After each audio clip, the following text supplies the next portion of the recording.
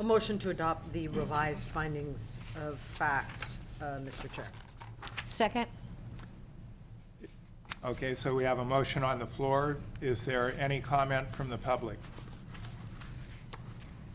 Seeing none, we will vote by the button. Supervisor McCowan, somebody just, Well, I don't think that's for this item. That's Oh, for the okay. Board of Thank you. Supervisors. So we have a motion on the floor by Supervisor Smith, seconded by Supervisor Brown. Vote by the button, please. Motion carries unanimously. So we will adjourn as the Board of Equalization, and then we will reconvene as the Board of Supervisors. And we don't need a break, correct? No, we're already.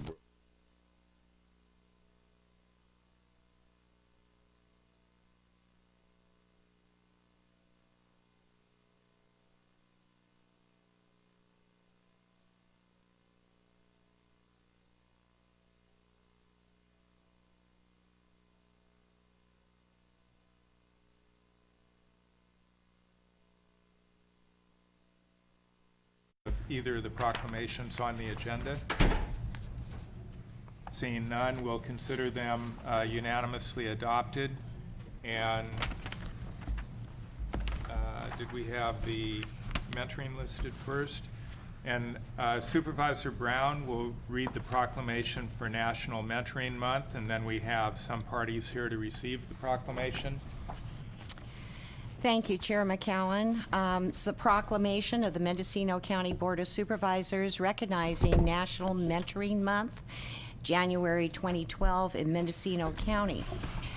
Whereas the future of Mendocino County rests on the hopes, dreams, aspirations, and future accomplishments of its children and youth, and whereas many children come from socially and economically disadvantaged backgrounds and may lack positive role models in their lives, and whereas too many youth will face struggles with alcohol, drugs, gangs, teen pregnancy, self-esteem, bullying, and educational failure, and whereas research has shown mentored youth are 52% less likely to skip a day of school, 46% less likely to start using drugs, and 27% less likely to start drinking.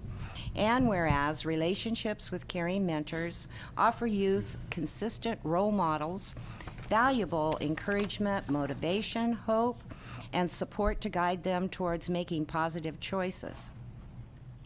And whereas mentoring programs, mentoring collaboratives, and public, private, and faith-based organizations throughout California are committed to increasing the number of quality mentors statewide. And whereas partnerships between business, educational institutions, and mentor programs are an effective way for business to support youth within the community.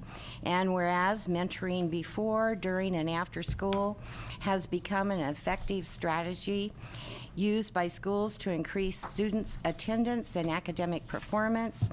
And whereas mentoring collaboratives that are supported by the entire community, i.e. the local chamber, law enforcement, service clubs, faith-based organizations, local media organizations, etc., are proudly based and more visible in the community and therefore more successful. And whereas hundreds of Mendocino County youth are waiting for mentors, and whereas National Mentoring Month provides an opportunity to recognize and commend the efforts of mentoring programs and raise community awareness of the importance of mentoring. Now, therefore, be it resolved that the Mendocino County Board of Supervisors does hereby declare January 2012 as National Mentoring Month in Mendocino County and encourages community and support the work of, did I get that wrong? in their community and support the work of mentoring agencies in the county, including but not limited to the Mendocino County Policy Council on Children and Youth, the Mendocino County Juvenile Justice Commission, court-appointed special advocates, Mendocino County Mathematics, Engineering, Science Achievement, MESA, and Mendocino County 4-H Youth Development Program. Dated January 10th, 2012, signed by our chair, John McCowan. And Supervisor Brown, would you like to present these to the, I know we have at least one person here to receive at least some of these, so. Well, I see a couple. Okay, good. Thank you.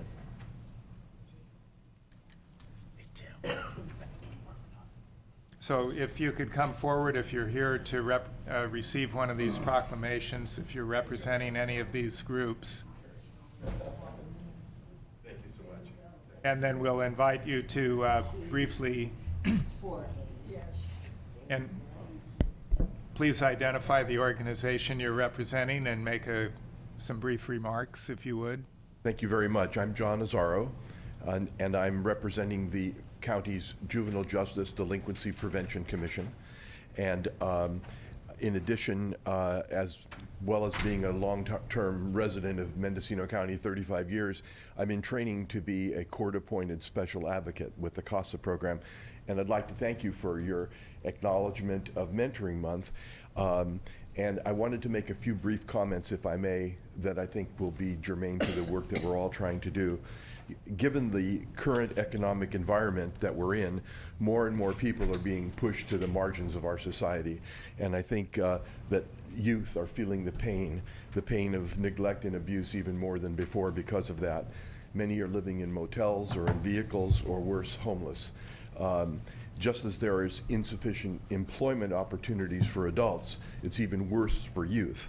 The number of positive youth activities in our community are also insufficient to prevent kids from turning, some kids at least, from turning to criminal or substance abuse activities.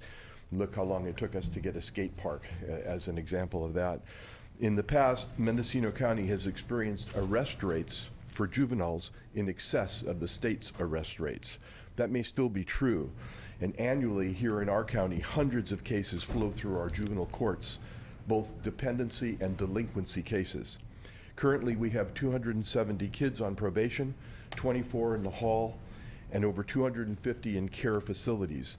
And yet there are only 10 members on the Juvenile Justice Commission and 15 active CASA volunteers to help with that kind of caseload. At the rate our culture is going, prisons could outnumber colleges. In fact, for many youth, prisons are easier to get into than colleges or good jobs for that matter.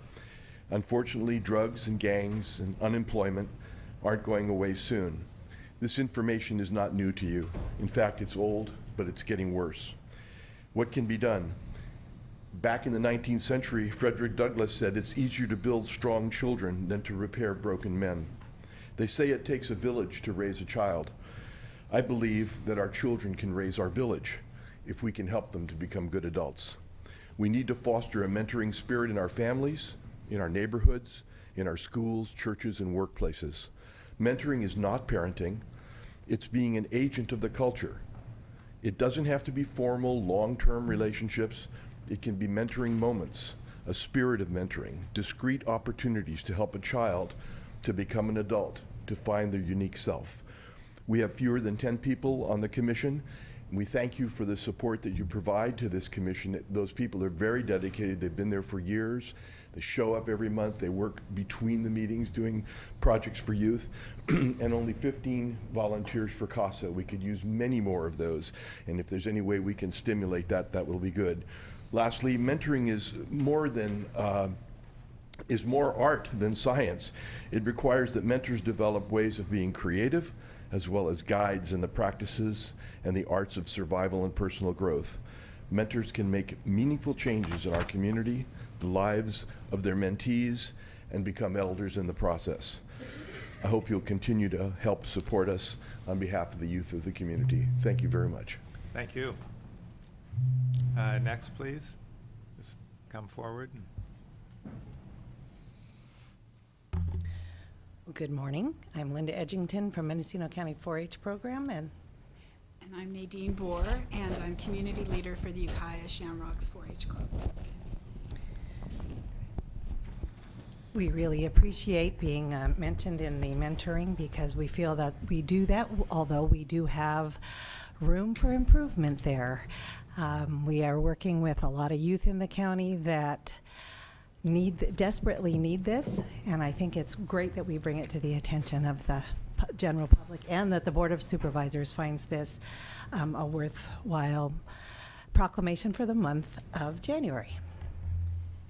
And I too want to say thank you so much for your support. I work not only just as the community leader for our club, but also as a project leader, and I see great strides in the children as we learn by doing. We do a lot of community service, and the children feel part of our community through 4-H and through your support, and thank you so much.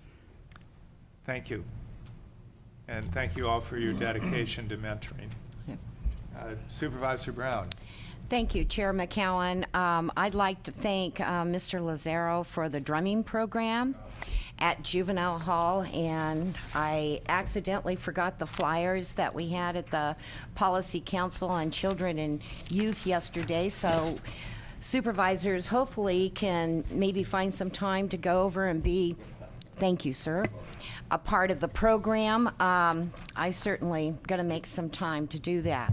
For 4-H, having been a project leader for 27 years and community leader of the Potter Valley 4-H Club for 17, 4-H is a very, very valuable program, and I could go on about 20 minutes to talk about all the wonderful things that 4-H does in this county, especially for our rural youth that are totally isolated.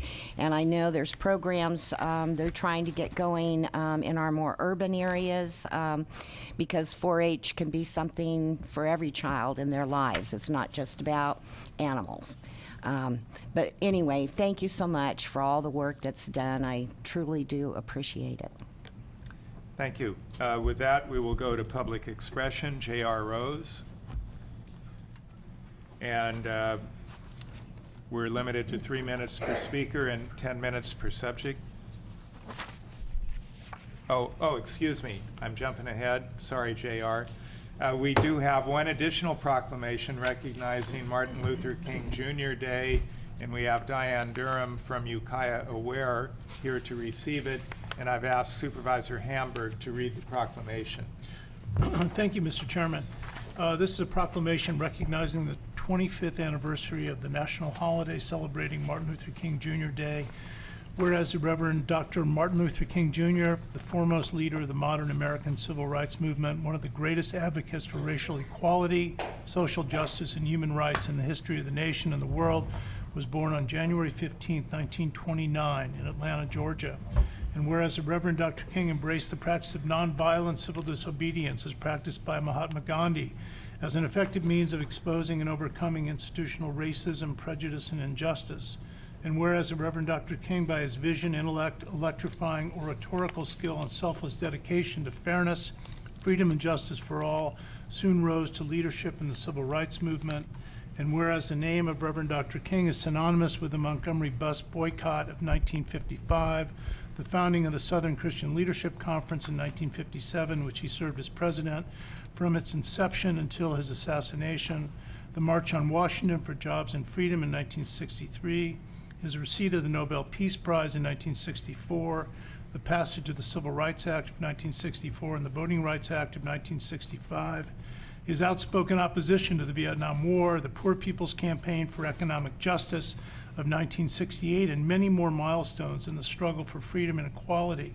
And whereas the Reverend Dr. King's message evolved over time from one of basic civil rights of voting and desegregation to embrace labor rights, economic and social justice, and peace and dignity for all. And whereas the Reverend Dr. King was threatened, jailed, assaulted, bombed, and targeted by the Federal Bureau of Investigation, yet never wavered in his advocacy of racial equality and economic and social justice for all. And whereas the Reverend Dr. King was assassinated on April 4th, 1968, and after 15 years of advocacy, Martin Luther King Jr. Day was signed into law in 1983 and first celebrated as a federal holiday in 1986, but was not officially observed in all 50 states until the year 2000. And whereas the Reverend Dr. King proclaimed, "I have a dream that one day this nation will rise up and live out the true meaning of its creed. We hold these truths to be self-evident, that all men are created equal." And whereas the Reverend Dr. King looked forward to the day when everyone would be judged not by the color of their skin, but by the content of their character. And whereas the Reverend Dr. King stated, "Human progress is neither automatic nor inevitable. Every step toward the goal of justice requires sacrifice, suffering, and struggle, the tireless and passionate concern of dedicated individuals. Now therefore be it resolved that the Board of Supervisors of the County of Mendocino hereby proclaims January 16, 2012 as the Reverend Dr. Martin Luther King Jr. Day. Be it further resolved that the Board of Supervisors of the County of Mendocino encourages everyone to continue the struggle to overcome racism, hatred, intolerance, and ignorance, and to uphold freedom, equality, and justice for all. Be it further resolved that the Board of Supervisors of the County of Mendocino encourages everyone to observe the Reverend Dr. Martin Luther King Jr. Day by participating in the events sponsored by Ukiah Aware, including the Dismantling Racism Workshop and the Strength to Love Community Potluck, and celebration of Dr. King's life and legacy, with both events to be held Sunday, January 15th at the Saturday Afternoon Clubhouse in Ukiah. Signed, John McGowan, Chair. Thank you. And if Diane Durham could please come forward, and Supervisor, if you could present it.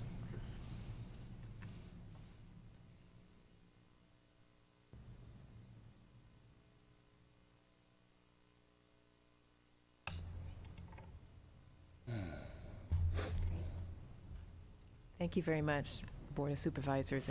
I appreciate the detail of the proclamation. And I want to say that Ukiah Aware is a small production company that is committed to strengthening the social and cultural awareness of the Ukiah community. And the proclamation gives some reference to a couple of events happening this coming Sunday, and I just want to invite everyone to join us for one or both events.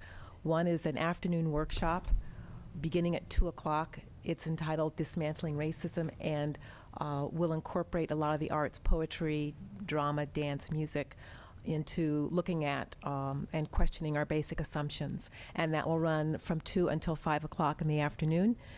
And then that same evening, and this is all happening on this Sunday, that same evening, beginning at 6:30, we will have a community potluck and celebration, which will include music and dancing, and there will be time for people in attendance to come up and give their personal reflections on the meaning of Dr. King's life and legacy. There will also be a special raffle that will benefit, the proceeds from that raffle will benefit the Arbor on Main Youth Resource Center here in Ukiah.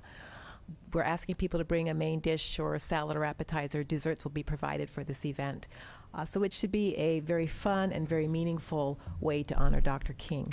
I will say that both the workshop and the evening event are free to the public, and that's possible because of the local businesses and community organizations that are Ukiah Aware sponsors for these two events, and I'd like to just take a quick minute to publicly acknowledge these sponsors. They are the Saturday Afternoon Clubhouse and the Saturday Afternoon Club, the Mendocino Environmental Center, Mendo Lake Credit Union, Vichy Springs Resort, Ukiah Natural Foods Cooperative, the Himalayan Cafe, Vote Your Hopes, Space, the Mendocino Book Company, Nomad's World Gallery, Yoga Mendocino, the Fudge Fairy, Lucky's Supermarket, Shots Bakery, and G'd Up Express Cafe. So I want to thank you again for the proclamation, and I hope that folks will come out to one or both events. Thanks very much. Thank you. Thank you. So again, that's the Dismantling Racism Workshop from 2 to 5 p.m., January 15th, Saturday Afternoon Clubhouse, and a community potluck 6:30 to 10 p.m. I'm also aware that there's going to be an event at 215 Main Street in Point Arena, and another at the Casper Community Center, I believe. So With that, now we will take up public expression. J.R. Rose, making the long walk from the back row. You will have 3 minutes and not more than 10 minutes per topic. I think you said that before, Mr. Chair. Happy New Year to the Board of Supervisors, Chair, members of the council, staff. My name is J.R. Rose. I've been coming in front of this board since 2004. I want to congratulate the new chair on his position. I hope that we can work together in this coming year. As you know, I'm a senior advocate. I fight for senior rights. Mr. Pitches, you always asked a question, well, where is the Daily Journal? Well, I'll tell you what, check Saturday paper. I'll be writing a column for the Daily Journal now, so I'll be keeping updated on what's for the senior advocates in the county. I'll be talking to, I met with Casey Meadows last Thursday, and she asked me to write a column, so I'll be doing a column for the Daily Journal now. I hope to work with this board for the betterment of senior citizens in Mendocino County. I think we took a hit this year on the cost of living adjustment, which this board passed because a lot of the people that got raises on the lower end of the totem pole, they keep calling Social Security as an entitlement. Social Security is not an entitlement. Medicare, Medi-Cal is, but Social Security is not. I don't know where the politicians in Washington, D.C. get the idea that Social Security insurance is an entitlement. It is not. It hasn't been since they enacted it back in the 30s. So I want to thank you very much for your time. When you look back there, you'll see me working, and I appreciate it. Ms. Smith, I hope you remember our January appointments. We can do the one-on-one, but possibly. And Mrs. Nadell, you'll let me know all the progress on the other one, would you please? Thank you. Thank you.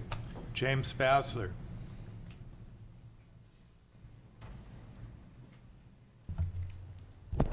Yeah, thank you. My name is James Basler, and I'm here to speak a little bit about Laura's Law, and I wanted to deliver some more petitions here. I'm not sure whether I should pass them out through in two more parts. And I want to say that there's 800 there altogether, and there's more that we haven't been able to copy and get here. But I just want to point out that they're pretty easy to come by. No great effort has been made. It's been my experience that the overwhelming majority that are asked to sign that will sign it, and I just want to point that out. Most of those signatures are, of course, from the coast, and no one has come inland to some of the other districts, but I'm sure the response will be the same, and if you need that, we'll keep working on it. But just generally speaking, I think the constituents really would like Laura's Law, and I know the board here makes a lot of decisions, a lot of important decisions all the time. But for me, this is I believe this is really a life-threatening decision you're going to make here. It's a life and death sort of a situation. When I came to the basically the different county agencies and asked for help last year, I got no help, zero. And I'm here. I'm asking. I hope we can do something to better that response next time around, because it's really your decision here. It's not staff's decision to decide whether they can do it or not, or the state of California's decision or the federal government. It's you five sitting right there are going to make a decision, and I hope you make the right one. If the staff can't handle the job, then it's on them. If the state can't provide the funding, then it's on them. But it's on you right now, and I hope to live a long life here in this county, and I'm going to remember this, and I think your constituents will too. They're your neighbors, your friends, the person next to you, everything. So I'm hoping you make the right decision here. Thank you. Thank you. Professor Ping Pong.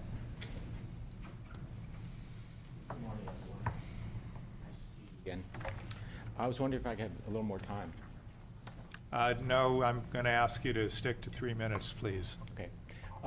I've come to talk about the National Defense Authorization Act that was passed by Congress and signed by the President, which has basically gutted the Constitution. I'm here to stand up for the Constitution. Without it, we have nothing. And the NDAA allows for the indefinite detention of Americans on American soil, and that means that we have no protections of the Bill of Rights any longer. Now, if that isn't enough to, I mean, I don't know if any of you have read about this, because the mainstream media has not been talking about this. This is the government's latest attempt to silence any kind of dissent. And the dissent that's coming down the line is challenge to the so-called president's eligibility to hold that office. And with that and other revelations that are coming out in the public, this act is just the perfect remedy for the government to disappear or silence anybody who's speaking up about what's going on. And what's going on is a criminal gang is running this country. They own the Federal Reserve, which is the cause of our bankruptcy. They propagate all the wars that we pay for as taxpayers, that is the cause of our bankruptcy.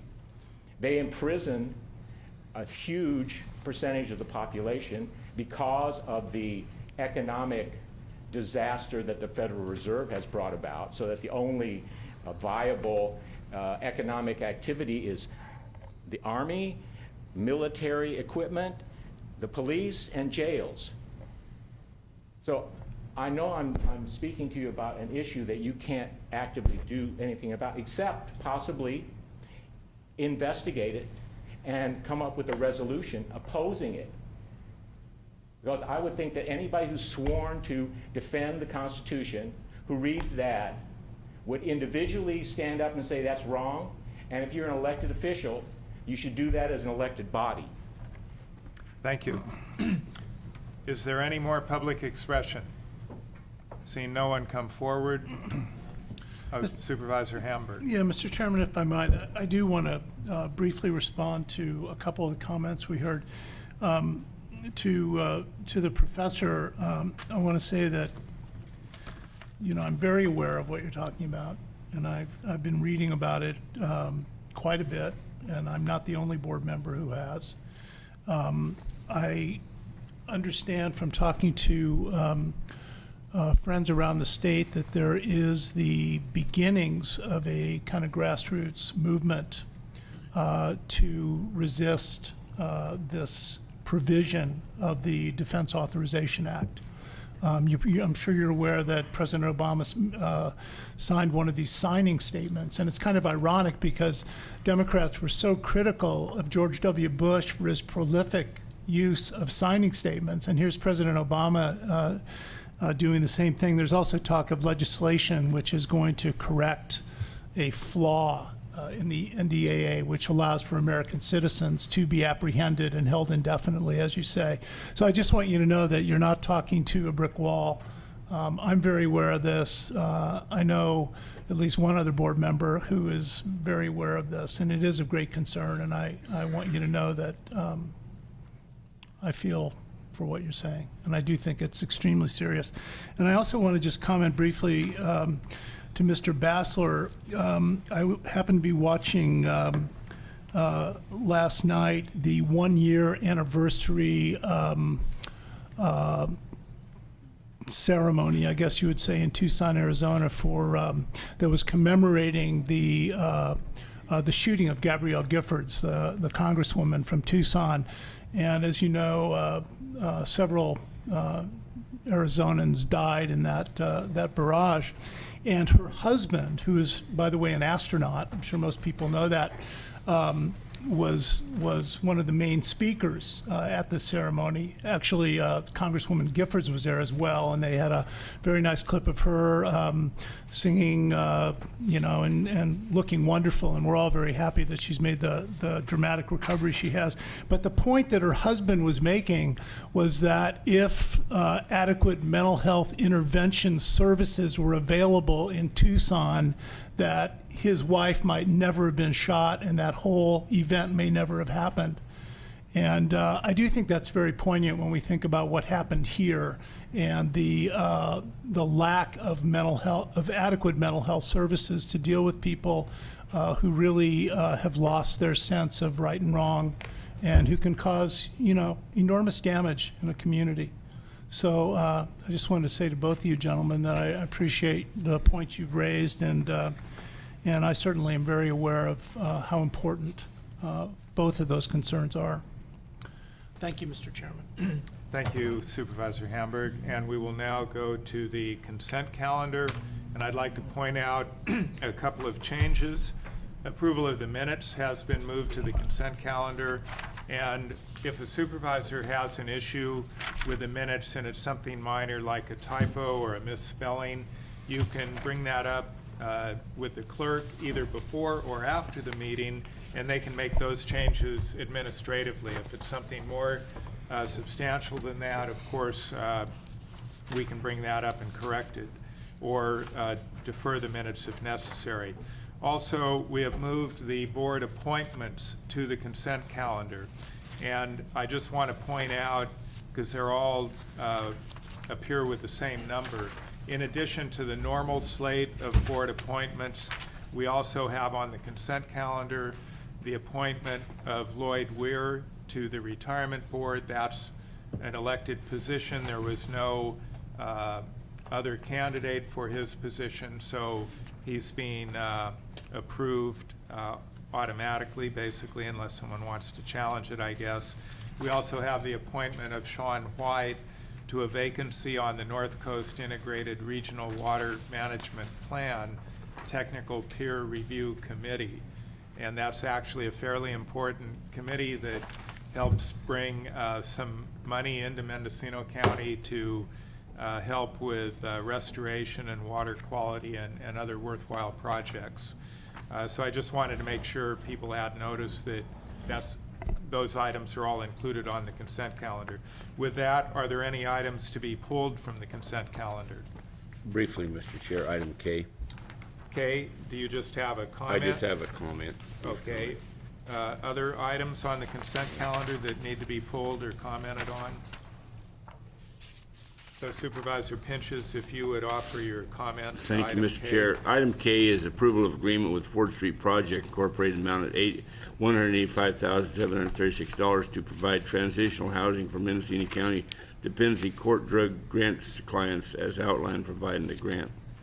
I just got a report here that was sent to me from the Ford Street Project about 2011. They're basically their results, and the food bank portion of it serves approximately 600 clients per year, and 58% of those were adults, not seniors and not kids, but 58% adults.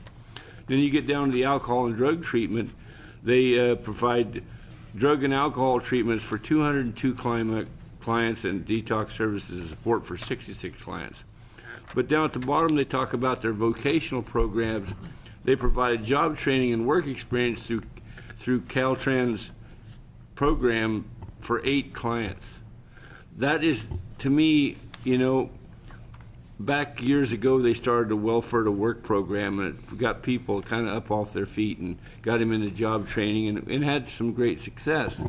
But it seems like in leading this report, we're down to hardly no success at all. Maybe even, Ronald Reagan, one of his famous sayings I'll never forget, he says, the best social program we have is a good job. And I firmly believe that, especially in these economic times. And you go around Ukiah and you still see places where there's help wanted signs up.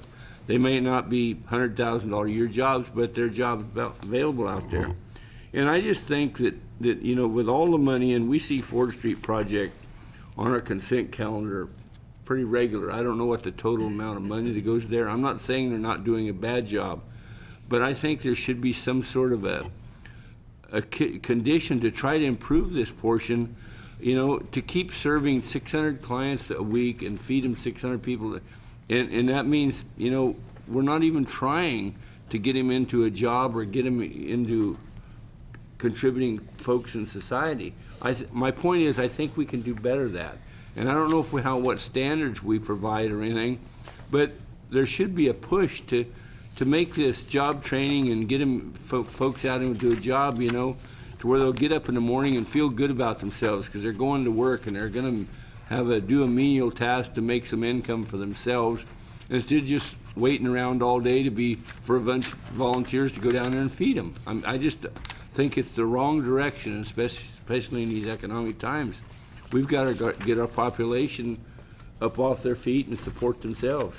And I just wanted to bring that out, that I think in this area alone, and I'm not saying the Ford Street project's doing a bad job, I just feel it could be done a lot better. Well, or more, probably. And we're not going to convert this into a discussion item, but Supervisor Smith, your comments, please. Yes, Mr. Chair. I thought maybe because Ms. Cryer was here, she could maybe clarify some of the concerns that Supervisor Pinches has raised with respect to the transitional housing component and how the dollars are utilized and where the housing is, and I think that might help clarify. Because I think Supervisor Pinches is raising some other more global comments from the Ford Street communication, but I would certainly like to know about the transitional housing, which is right before us today. Thank you, Supervisor Smith. Director Cryer, if you could please. No. And then if there's more interest in this topic, and I agree that the points are valid, perhaps it can be part of a workshop in the future to discuss in more detail what we're doing with regard to vocational training and so forth. Director Cryer. Thank you. My name is Stacy Cryer. I'm the Health and Human Services Director for Mendocino County. This particular item that you have in front of you is transitional housing for the Family Dependency Drug Court Program.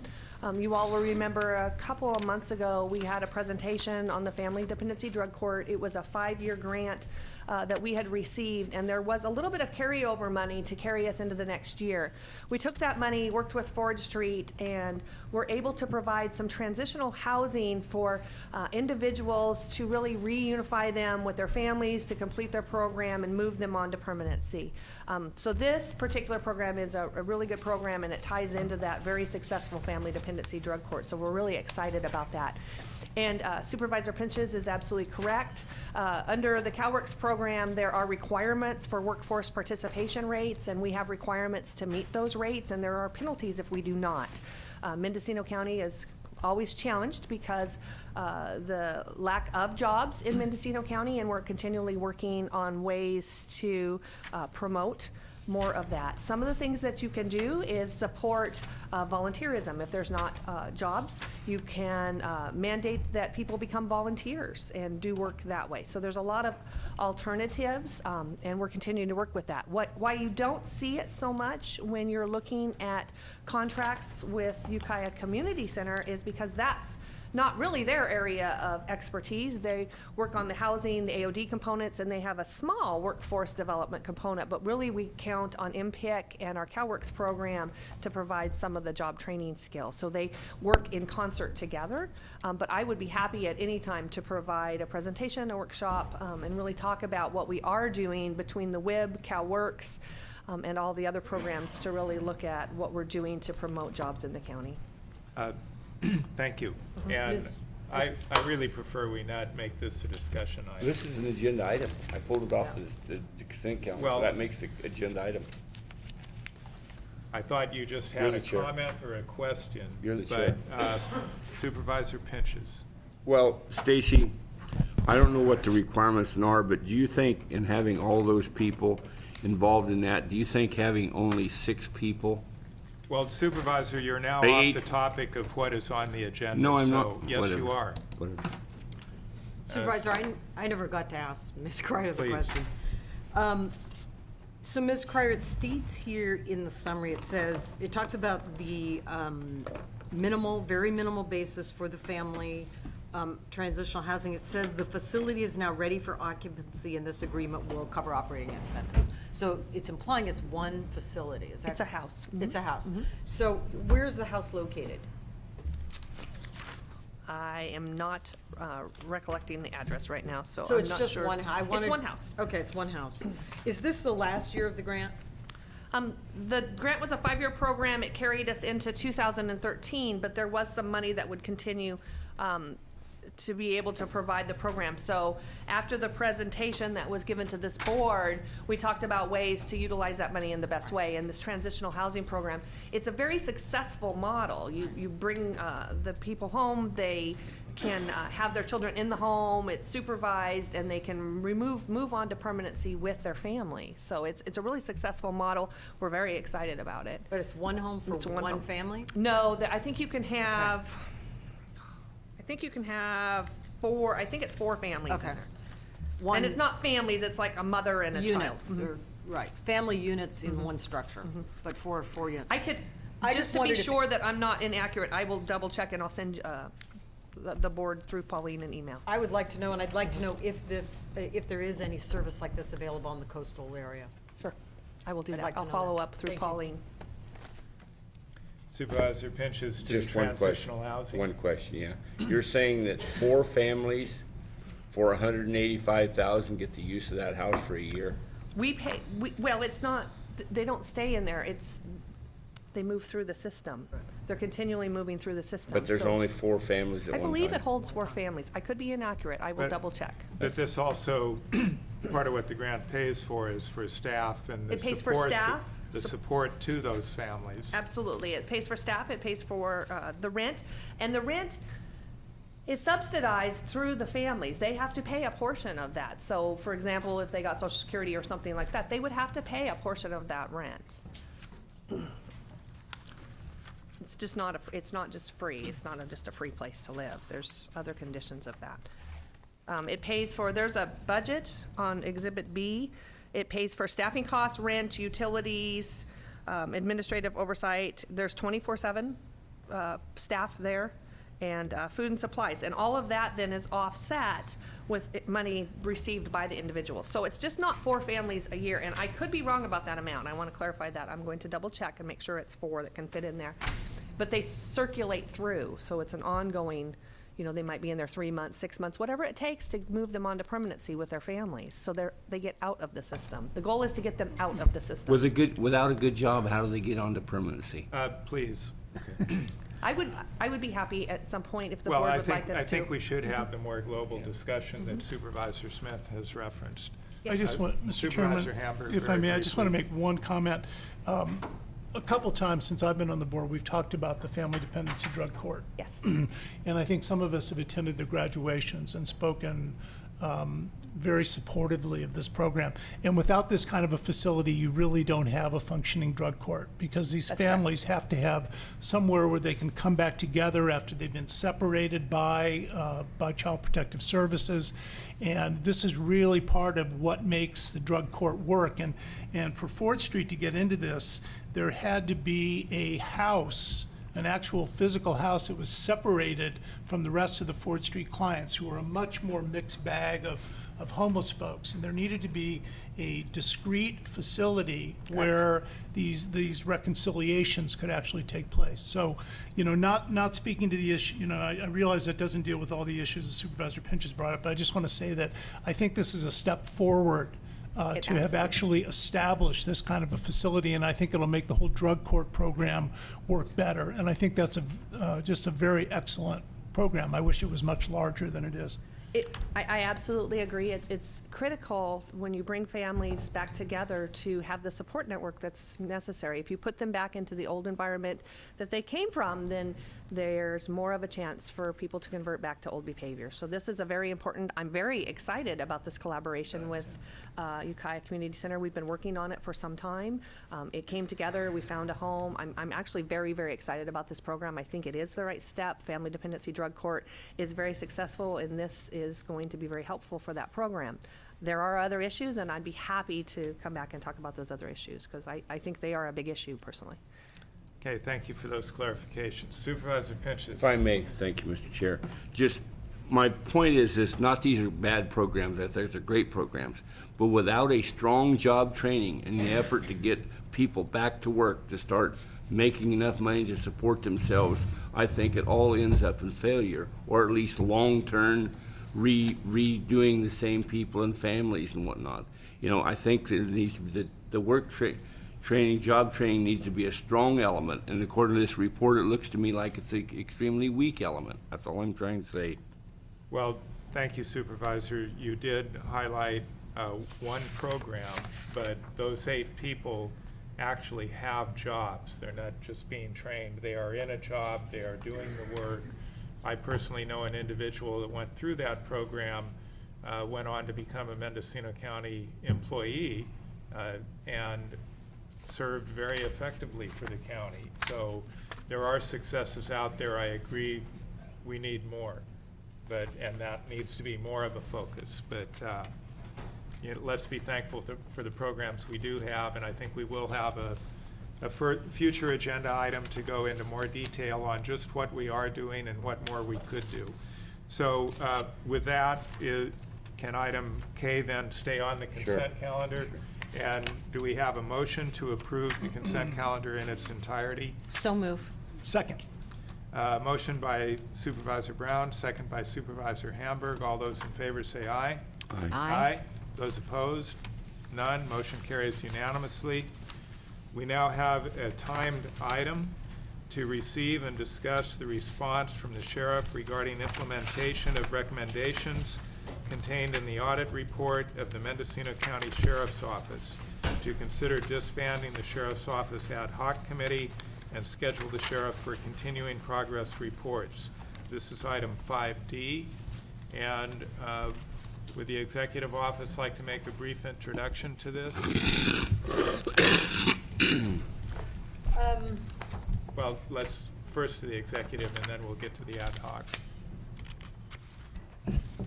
Thank you. I would just like to comment that we collectively worked with this review process, and I think that for the most part we have a good product. I think that through the course of the process, as far as when we began working with the consultant and then received the report and revisions to report, I think that there have been some substantial changes within the Sheriff's Department, certainly within the working relationship around the budget with the Sheriff's Office and the Executive Office. I'm pleased with the working relationship and where we are, and I'm looking forward to hear the Sheriff discuss the report. So thank you. Thank you. And Supervisor Smith and I did serve on the Ad Hoc Committee. And Supervisor Smith, did you have some introductory comments? Yes, the committee has met several times to go over the efficiency audit, has looked at some of the content in detail, other sections not. It sort of took the path of having the sheriff submit the report and have the sheriff come before the board for the board's benefit and for the public's benefit to give his analysis and his basic commentary on the report, what he feels will work and what he feels just is not how he would like to continue to conduct business within the department. So I think the sheriff will give his report. I think it's important to clarify, though, that it's not an ad hoc report. It's a report coming from the sheriff. And then I think the board needs to see where it wants to go after we get the sheriff's report. Thank you, Supervisor Smith. And you are correct. This is the sheriff's report. And the simple reason for that is the board has authority over budgeting, but in terms of implementation of the particular recommendations in the Sheriff's Department operations, that's strictly the purview of the sheriff. And so it is up to the elected sheriff to determine how and what will actually be implemented. So with that, Sheriff Allman. Good morning, Board, and congratulations, Chair McCowan. We look forward to a good year with the Board, and I appreciate the time that the ad hoc committee served on this with these meetings, and I certainly would appreciate any comments either in writing for public submission or through the email system regarding my comments. You'll see that at the top of the page where the recommendations are, it clearly says sheriff's comments, and I would welcome any board members' comments to go through this. I think that there should be a time in government when individuals can respond as individuals instead of as a collected body. And this is what I chose to do, but I would welcome any comments, not just from the board, but from the citizens regarding the efficiency study. And to remind everybody the historical sequence of the efficiency study, this is a study that I had asked for several years, and funding for this did come out of the Sheriff's Office budget. It wasn't funded from the general fund. This was 11,470.2 money that the Sheriff's Office funded. So in other words, I asked for it and the Sheriff's Office paid for it, and I'm very proud that it's being delivered in the form that it is, so the public and the board can see the efficiency, the good, the bad, and the ugly of the Sheriff's Office. And I think that if there was to be a Reader's Digest version of the efficiency audit, it would be that the staffing levels of the Sheriff's Office have greatly decreased because of the financial situation that we've all experienced. And one of the main topics that the consultants were consistently drumming at is there needs to be an increase of patrol, an increase of supervision, and so forth. And this is something that shouldn't come as a surprise to anybody who's been following government lately. And you have not heard me asking for an increase of staff because of the financial situation, nor an increase of supervision. However, we are working to fill the administrative captain's slot, and I hope you've had a chance to review why we're doing this. I'm trying to fairly disseminate administrative duties to captains. This role was filled and it's currently funded by former Under Sheriff Gary Hudson, and I'm looking forward to being able to work on some things, and this is me personally, work on some things for the Sheriff's Office other than primarily budget. Our county has some issues which need severely need law enforcement attention. And the two that come to mind are methamphetamine and domestic abuse. And I'm looking forward to having somebody take some of my administrative tasks so I can spend some time with these. But my comments speak for themselves. I believe that you get what you pay for, and we did, with no disrespect towards the consultants, we did go to the least expensive company. And I believe that some of the recommendations were made hastily without an opportunity to delve a little bit deeper into the circumstances of maybe the historical reasoning why some things are done in the Sheriff's Office a certain way. And but the good news is that the consultants brought several things to light which have caused people to ask questions, and I welcome questions. Because questions can be answered either, you're right, we need to go to a different route, or this is the reason we do that. And if there's a better idea, if there's a better mousetrap, I'm the first one to listen to it and see if it's going to work for the citizens of this county. But by and large, the 102-page consultant's report clearly documented the fact that in a 3,510 square mile county that has limited staffing equal to the 1968 staffing levels of the Sheriff's Office, that we are doing the best we can with what we have. And even with the layoffs of deputy sheriffs last year, and with the filling of only one deputy sheriff position in 30 months from the vacant positions, we have not reduced any mandatory service or any services that the citizens are asking. We are maintaining our animal control, we're maintaining our civil service, we're maintaining the jail in a way that the Board of Supervisors should be very proud. And we're making sure that the duties that we're assigned with, not just constitutionally, but obligationally, that those duties are being taken care of. So I spent quite a bit of time in my 11-page response. I would welcome comments from the board, and if your questions are come to you later, I would welcome you contact me, because I want the board to understand that the goal of the Sheriff's Office is not to break the budget each year. The goal of the Sheriff's Office is to fulfill our duties as efficiently as possible and allow the law enforcement professionals who work for you, who work for me, to go out there and be proud of the county they work for. So my report is submitted, and I appreciate the time that Supervisor Smith and Chair McCowan spent with us in long and grueling meetings. But if there's a desire by the board to continue the meetings, I'll be the first one there. But I think that my obligation to you to return in, and it doesn't give a time frame, but I would recommend 6 months,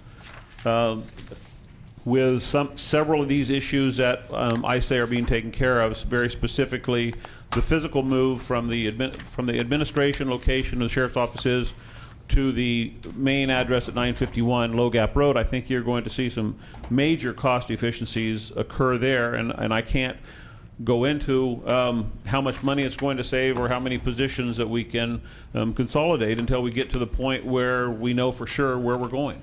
So I would welcome it either way. I don't know if there's a need to have a meeting just for the sake of having a meeting, but if this is the board's decision, then I'll be at that meeting. Thank you. Thank you, Sheriff Allman. Are there questions of the sheriff at this time, or comments? Is there any public comment to this item? Supervisor Hamburg. Well, I guess my main question is, and it's, you know, it's to Tom and it's to the sheriff and to the board members, particularly the ad hoc committee, is, I can't remember what we spent on this. Was it 28? I think 27.5 in that area. 27.5, was it worth it? Yes, I would say absolutely, because at least for me, it gave me a very detailed look at the sheriff's office operations and a more comprehensive understanding of how they function than I had before. And I think it did identify some opportunities for cost savings. It also clearly identified some of the problems that have occurred due to the reduction in staffing with the effort to maintain patrol. The command staff was severely cut back. And one of the themes that occurs throughout these recommendations is lack of the appropriate command structure, so that there was no administrative captain. So there were a number of sergeants that were reporting directly to the sheriff, which is not necessarily the best practice. Typically, you do have a very clear chain of command, and people report up through the ranks to the captains, and they report to the sheriff. So, and that was identified also as being an issue in the field with regard to proper sergeant's supervision of the deputies in the field, particularly Fort Bragg and South Coast issues were identified. And I think the sheriff has been taking measures to remedy those issues, and then also the sheriff is in the process of recruiting for an administrative captain, which will address a lot of those other issues.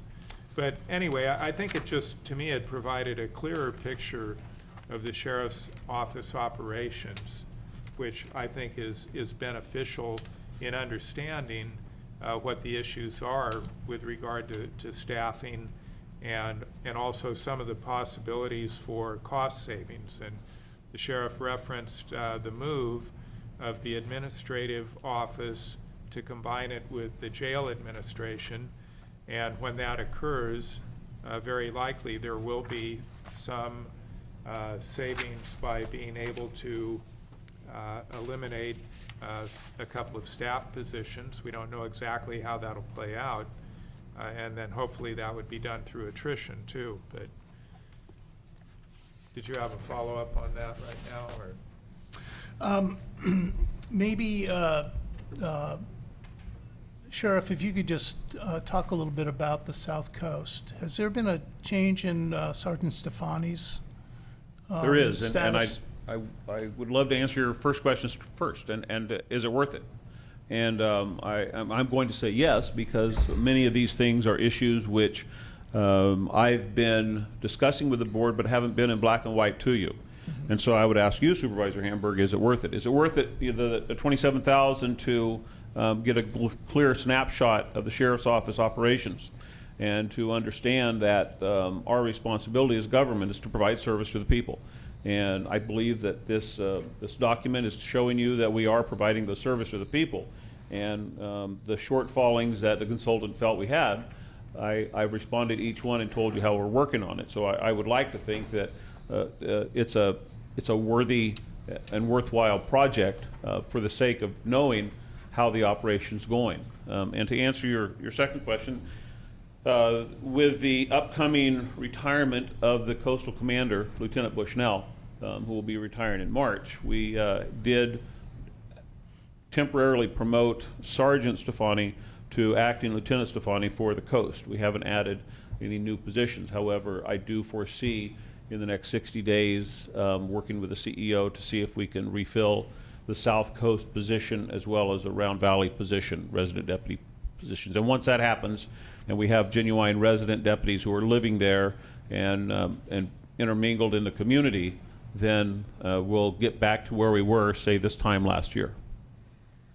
Supervisor Pinches.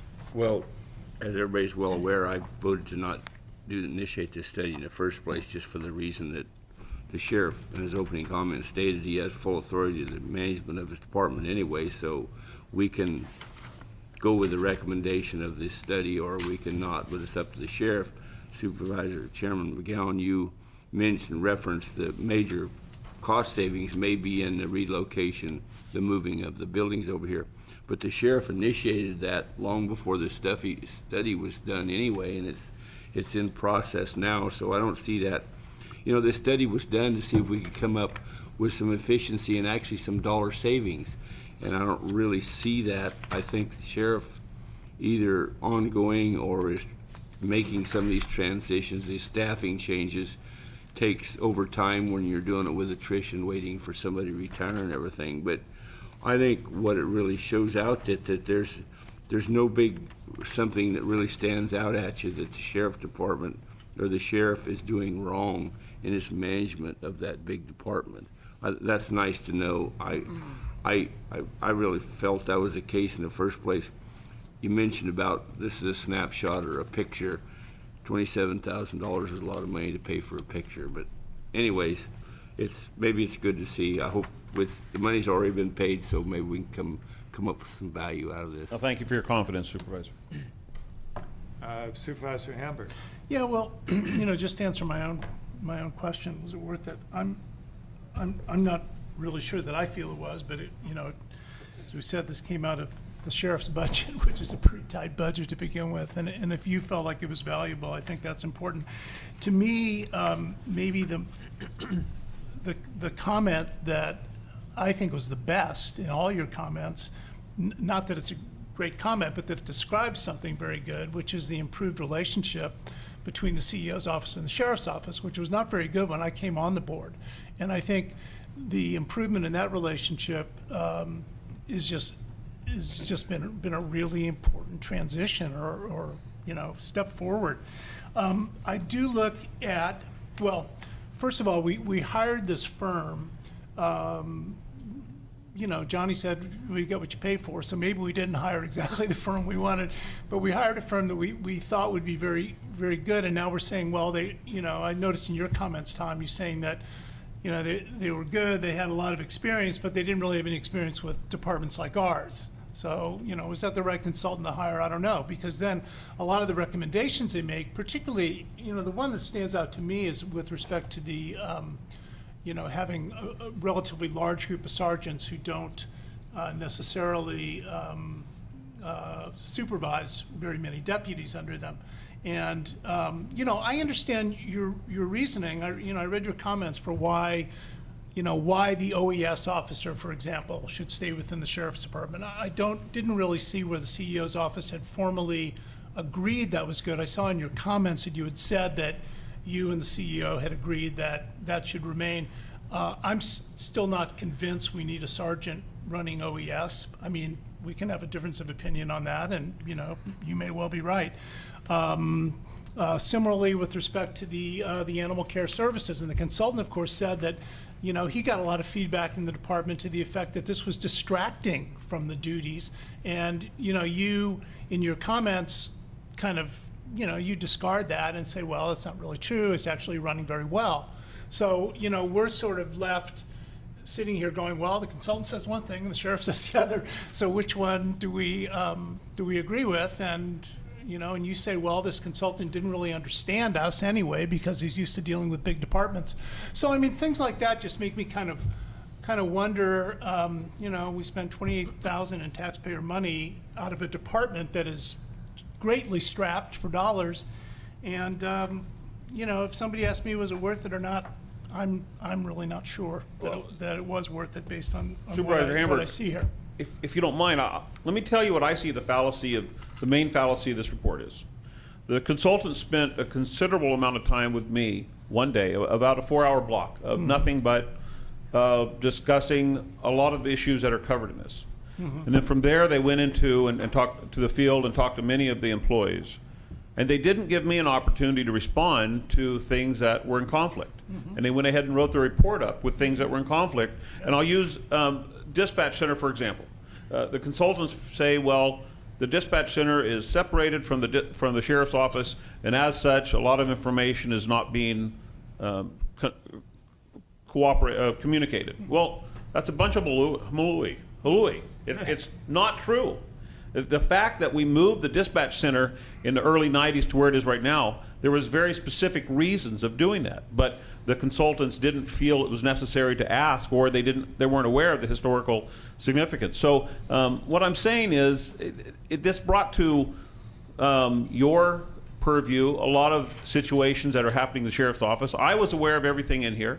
And I will stand behind those sergeants. You know, there are certain issues and I'll take OES for example. Before the OES office, the assistant OES was moved to the sheriff's office, the civilian that was handling it was paid, and I could be mistaken on this, I believe it was equal to a lieutenant's salary. And so we did some cost savings by reducing it down to where it is right now. And if a deputy sheriff wants to do it, then that would be okay. What I can tell you, ultimately, the CEO and I have talked about is within a 24-month period, get to where that's a civilian position that's going to be running OES. That's going to be a great cost savings. But we're in a transition right now of managing several $100,000s worth of grants, and we're dealing with some volunteers around the county of making sure that things that have needed to be caught up are being caught up with. And I'm very proud of the work that we're doing. And the OES sergeant and I are meeting with the CEO on an every other month basis to make sure that the goals that we have are being met. So we're getting to where we should be, where they're not there yet with OES. But without taking all the board's time, I could go down each one of these. And I'm not trying to justify my action. I'm trying to say the reason that we do this is because of this. Now, several of these actions, and my responses are, very simply, the consultant was correct and we're working on this. And I have no problem, as I've said many times, I've been married a long time, I'm used to being wrong. And if I'm wrong on something and someone can prove me wrong, then by all means, I'm wrong. This is not a dictator position, this is a democracy. And with the exception of, there's some situations that as sheriff, I do have the purview to direct my way, and the voters have said that I can direct it my way, and I'm doing that. But there's nothing that's underneath a bushel. I want to be transparent on all my decision making, but the consultants missed the mark on a couple things, but for the most part, I think we did get what we pay for. Well, it's a major oversight for a consultant to not give you an opportunity to respond to his findings before publishing a report. I agree. I mean, I don't know if that's malpractice, but it's close to it. The last time we done a sheriff study was $100,000, so we're doing better. Oh, well, we saved $70,000. Supervisor Smith. Thank you, Mr. Chair. I wanted to see if we had any public comment, and then I would like to make a comment. Well, we had one shot at it. We'll Did take we? another. Is there any public comment at this time? Seeing none? Thank you.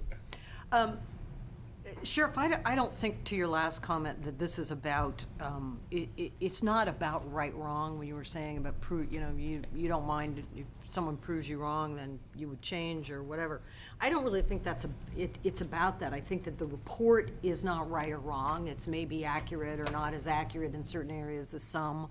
And it's about opinion. It's about different professional opinions, including yours. And so I really don't think that is really the bottom line issue or how we should sort of, I don't think that's a good ending note for the discussion. So I see it as a fluid document, and I see it as something, one reason I do think it is valuable is I think it could be pulled out in 6 months. We have budgetary changes, you have staffing changes. I think it's something that could be a reference tool for, I don't know, several years to come probably. And from all the comments I've heard from you, I would think you would see it that way too, and you don't think it's just shut the door and we've done that and put it away. You would be working with it if it seems like it would be a helpful document to improve service delivery. So I have two areas I wanted to ask you about. One would be in a continuation of Supervisor Hamburg's question about the South Coast. I was trying to look back to the actual document, pages 51 through 53. It's coast sector and South Coast. And then to your report, when you reference, the recommendations there, and you make a brief comment about the South Coast Sergeant has been reassigned as the acting lieutenant. You verbally commented about that. Do you think that action is sort of germane to what they were trying to get at? In other words, do you think the consultant would think today, gee, that's a step in the right direction? When that decision was made, the report was not back yet, and I didn't take their report into consideration. But looking back at it, I wouldn't have delayed that acting position based on this report. I need an administrator on the coast. You know that, I know that. I didn't have an administrator on the coast because of a situation. And the decision would be whether or not we're going to promote a sergeant to an acting lieutenant, or I'm going to transfer someone from either the north or Ukiah over to the coast and deal with housing and increased transportation and so forth. And I'll stand by my decision on that one. But if the consultant was a day before printing and he came to me and said, we think we're going to recommend that you do this with the South Coast or have questions, I would have said, well, then you need to take this into consideration. And as far as your first comment, this document will not get dust on it. I think that there's several good parts of this document that I look forward to seeing if it's a challenge. Can we take care of this? But please remember that if you looked at one underlying comment during most of these recommendations, it has to do with staffing. And reducing overtime is important to me, but delivering service to the citizens is more important to me. And if we can increase staffing, and as I said in my response, as our economy returns, we will look at the critical positions and find out where. On the coast, the critical positions are going to be on the South Coast. I don't need one resident deputy there, but what this doesn't cover is this Highway Patrol have recently transferred 3 officers who live on the South Coast now.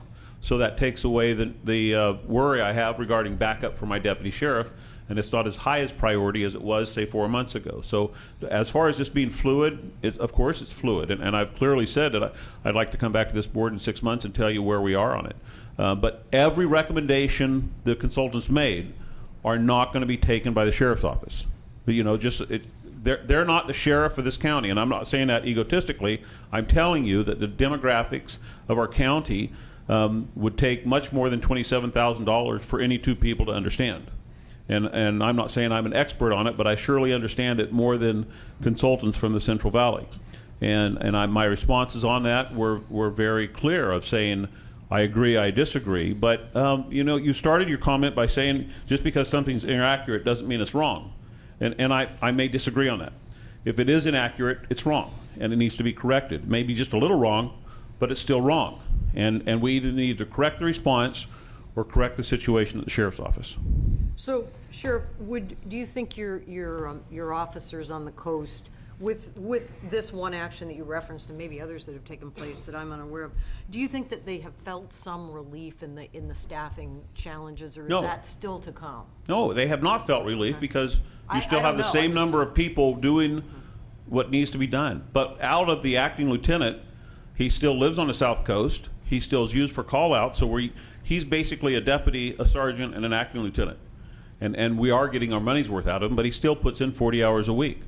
So the need to replace him so he can maintain his administrative duties on the coast is important. But no, I don't think that anybody's saying that they have immediate relief because someone's title immediately changes at all. So that's still something that is... That I'm working with the CEO on, sure. Question to be dealt with. The other issue is a number of comments, and I know this is an area you did have some disagreements clearly that we talked about in the ad hoc process, that with the some of the interpretations of how issues related to marijuana 931, staffing levels and so forth were assessed by the consultants. And do you think that there are opportunities as the whole challenges in the ever-changing marijuana scenario that we are all having to deal with, do you think there are some options to do some reconfigurations as that whole dynamic shifts? I mean, given, and it may not be what the consultants laid out, but I think that some of theirs were pretty open-ended about, they talked about morale issues, and they talked about hierarchy, and they talked about span of control, and they talked about chain of command. That maybe there'd be some opportunities to do some shifting that they felt would be better overall for the agency. And maybe as the whole marijuana thing evolves, there's an opportunity there.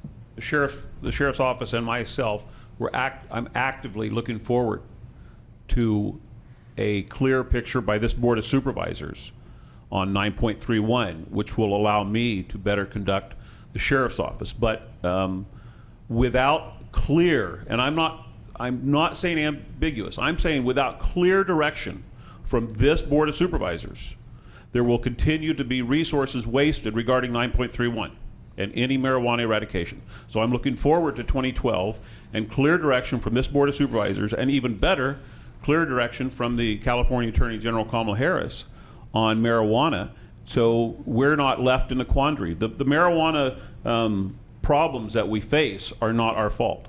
The marijuana problems we face come from the legislative body of both the county and the state and the federal government. Understood. I appreciate those comments. So one final one. I just really want to commend you for going down the path of an administrative captain. I don't think that was initially really your choice with respect to management in your office, and I think that the report and the discussions around the report, it's sort of helped go in that direction. I really want to commend you for going down that path. Thank you. And I think that'll be a good leadership component in your department, and will be appreciated by those in your department. And I just want to thank you for that. Thank you. And I just want to make one more point also. And I think that without going through them and charting each recommendation and each response, my guess is you're probably in agreement with 90% or more of the recommendations the consultant made. That is correct.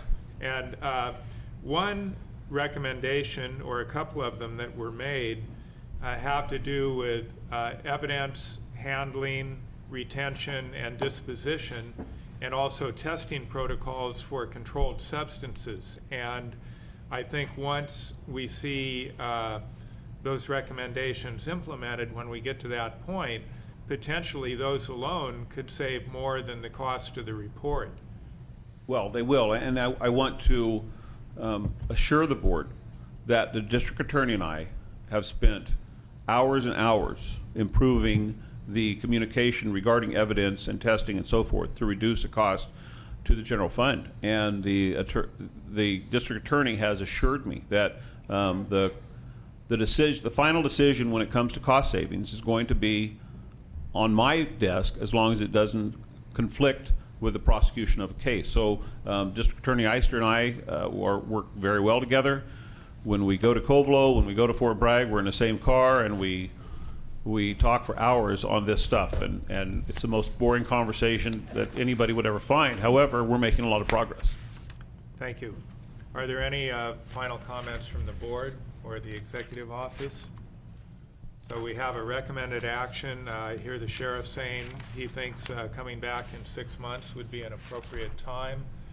That could either be incorporated into the motion, or it could simply be scheduled with staff. So do we have a Supervisor Brown? Thank you, Chair McCowan. I move the recommended motion that the Board of Supervisors receive the sheriff's response, disband the ad hoc committee, direct staff to work with the sheriff to schedule continuing progress reports, and that the board have the sheriff come back within a 6 months' time to further discuss progress. Supervisor Smith, did you have a second or a comment? I had a comment. Then is there a second to the motion? Second. Okay, discussion to the motion, Supervisor Smith? My preference would be to keep the ad hoc process open. I don't think it's about a regular meeting, but it would give the ad hoc committee a chance to meet with the sheriff, and I think that a lot of great progress took place. I think it was a very good discussion. I just think it'd be good to leave the ad hoc process open because the sheriff is going to continue to work with the document. That would be my preference. It's not a strong one, but I think there could be some value in leaving it open, and as we go through at least a portion of 2012, and then maybe reconsider abandoning that at, a future, maybe the 6-month report, something like that. That would be my preference. Thank you.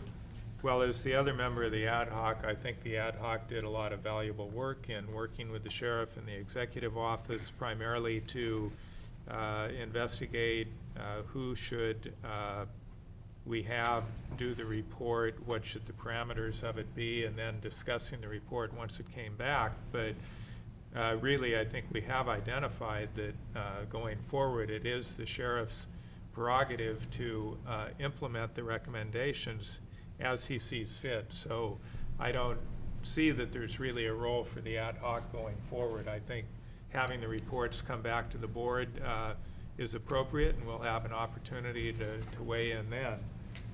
Any other comments to the motion? Just Supervisor Pinches. to follow up on that, the sheriff said he's not gonna let us get on this document. Certainly, we have our CEO's office that will stay on top of this too, so I don't really think that it's imperative that we maintain the ad hoc committee.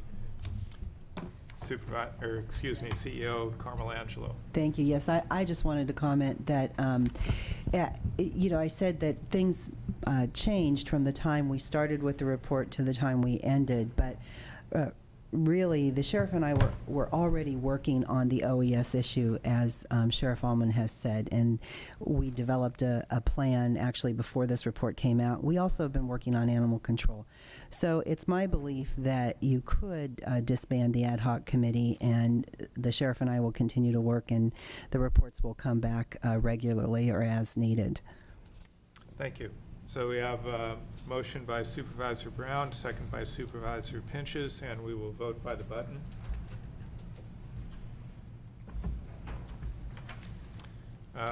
Motion passes unanimously. Thank you.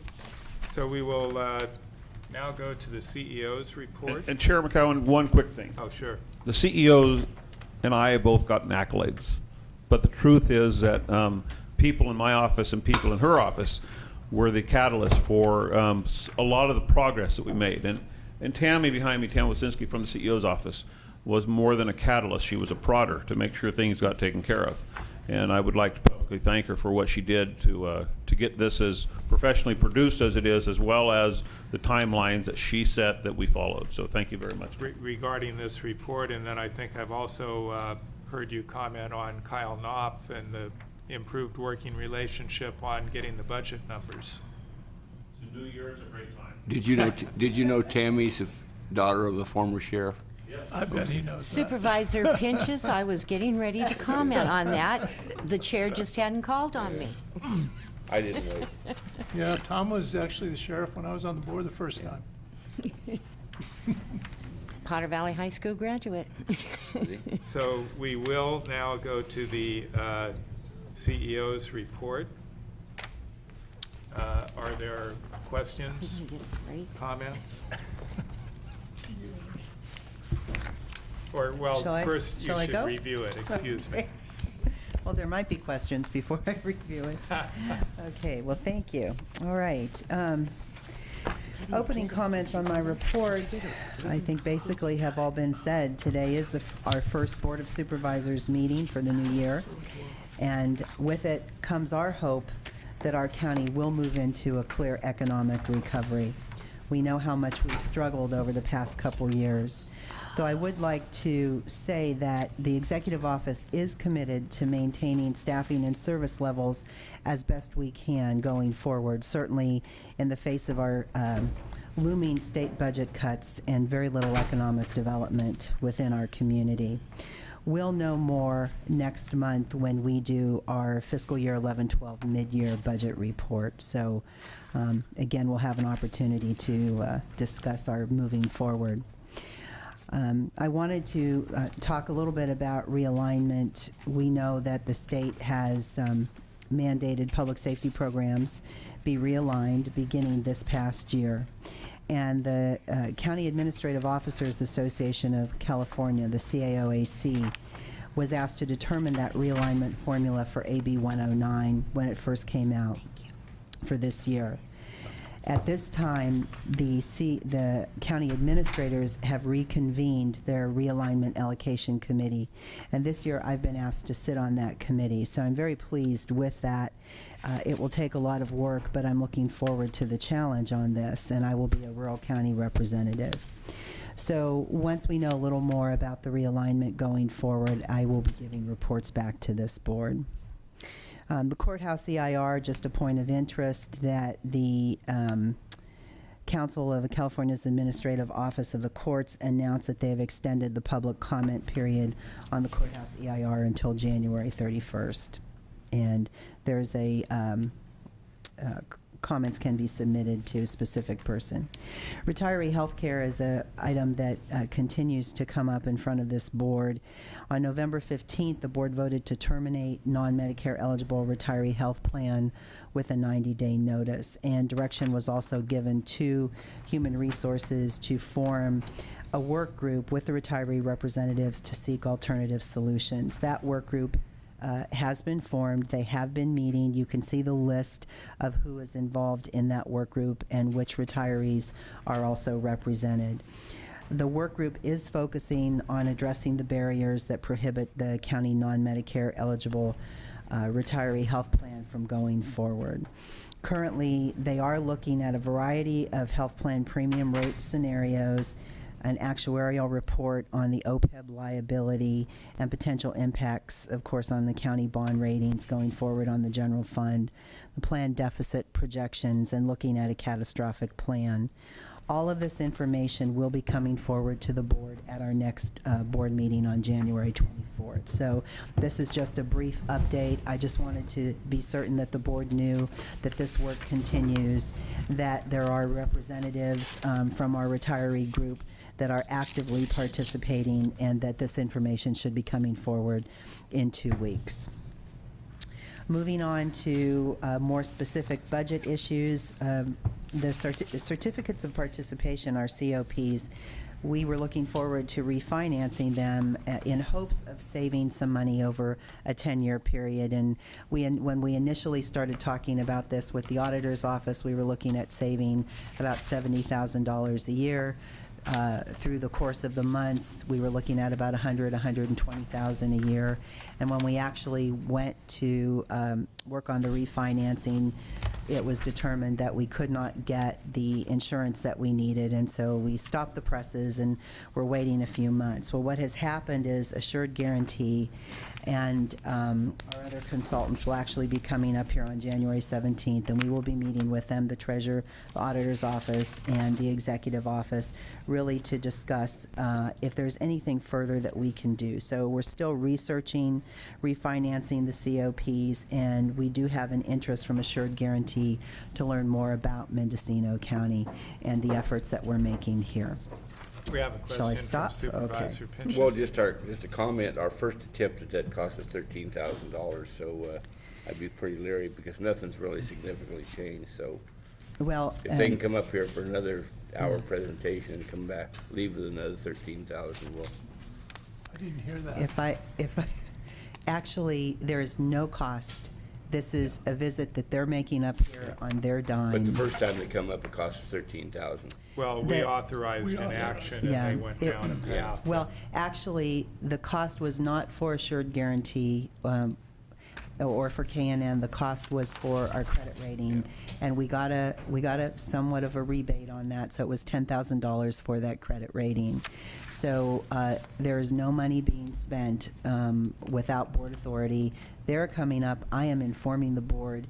I think it actually speaks to Mendocino County's efforts, to this board's efforts, and the efforts of the auditor, the treasurer, and the executive office that they're actually traveling here and we're having another visit. And a lot of that is because they're reviewing the information they had and was Mendocino County treated fairly or not.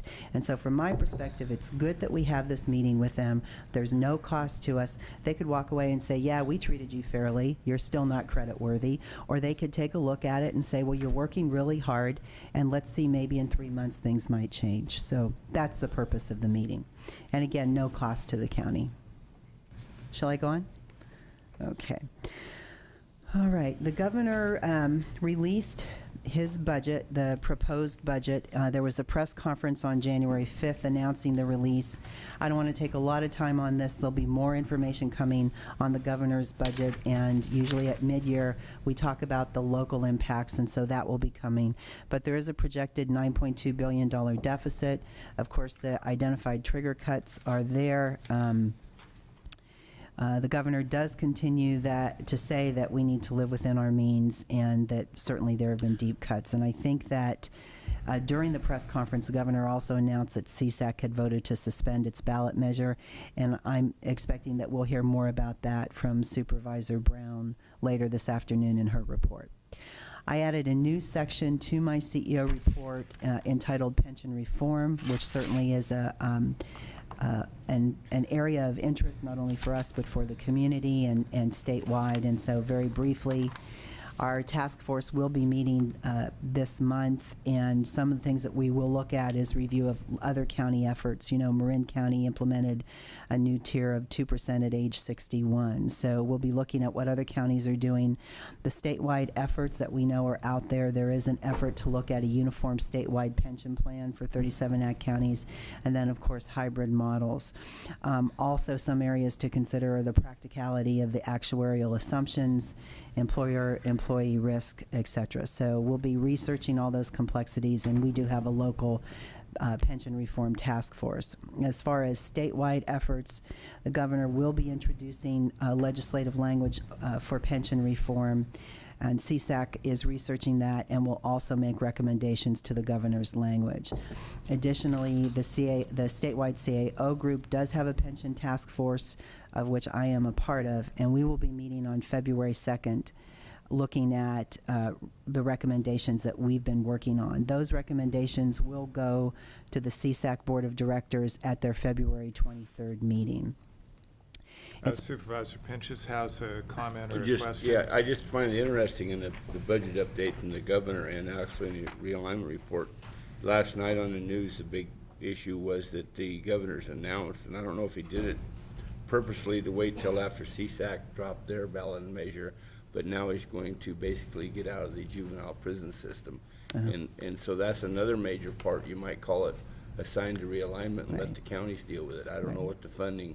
It cost over $200,000 to keep a juvenile in our state juvenile prison system. So certainly there's probably some savings to be, but it's going to be interesting if there's going to be any money flow, because it's that's another. I just thought it kind of interesting with all this budget talk and everything. The governor never released it until yesterday afternoon. Mm-hmm. But that's a significant impact on the counties. Thank you.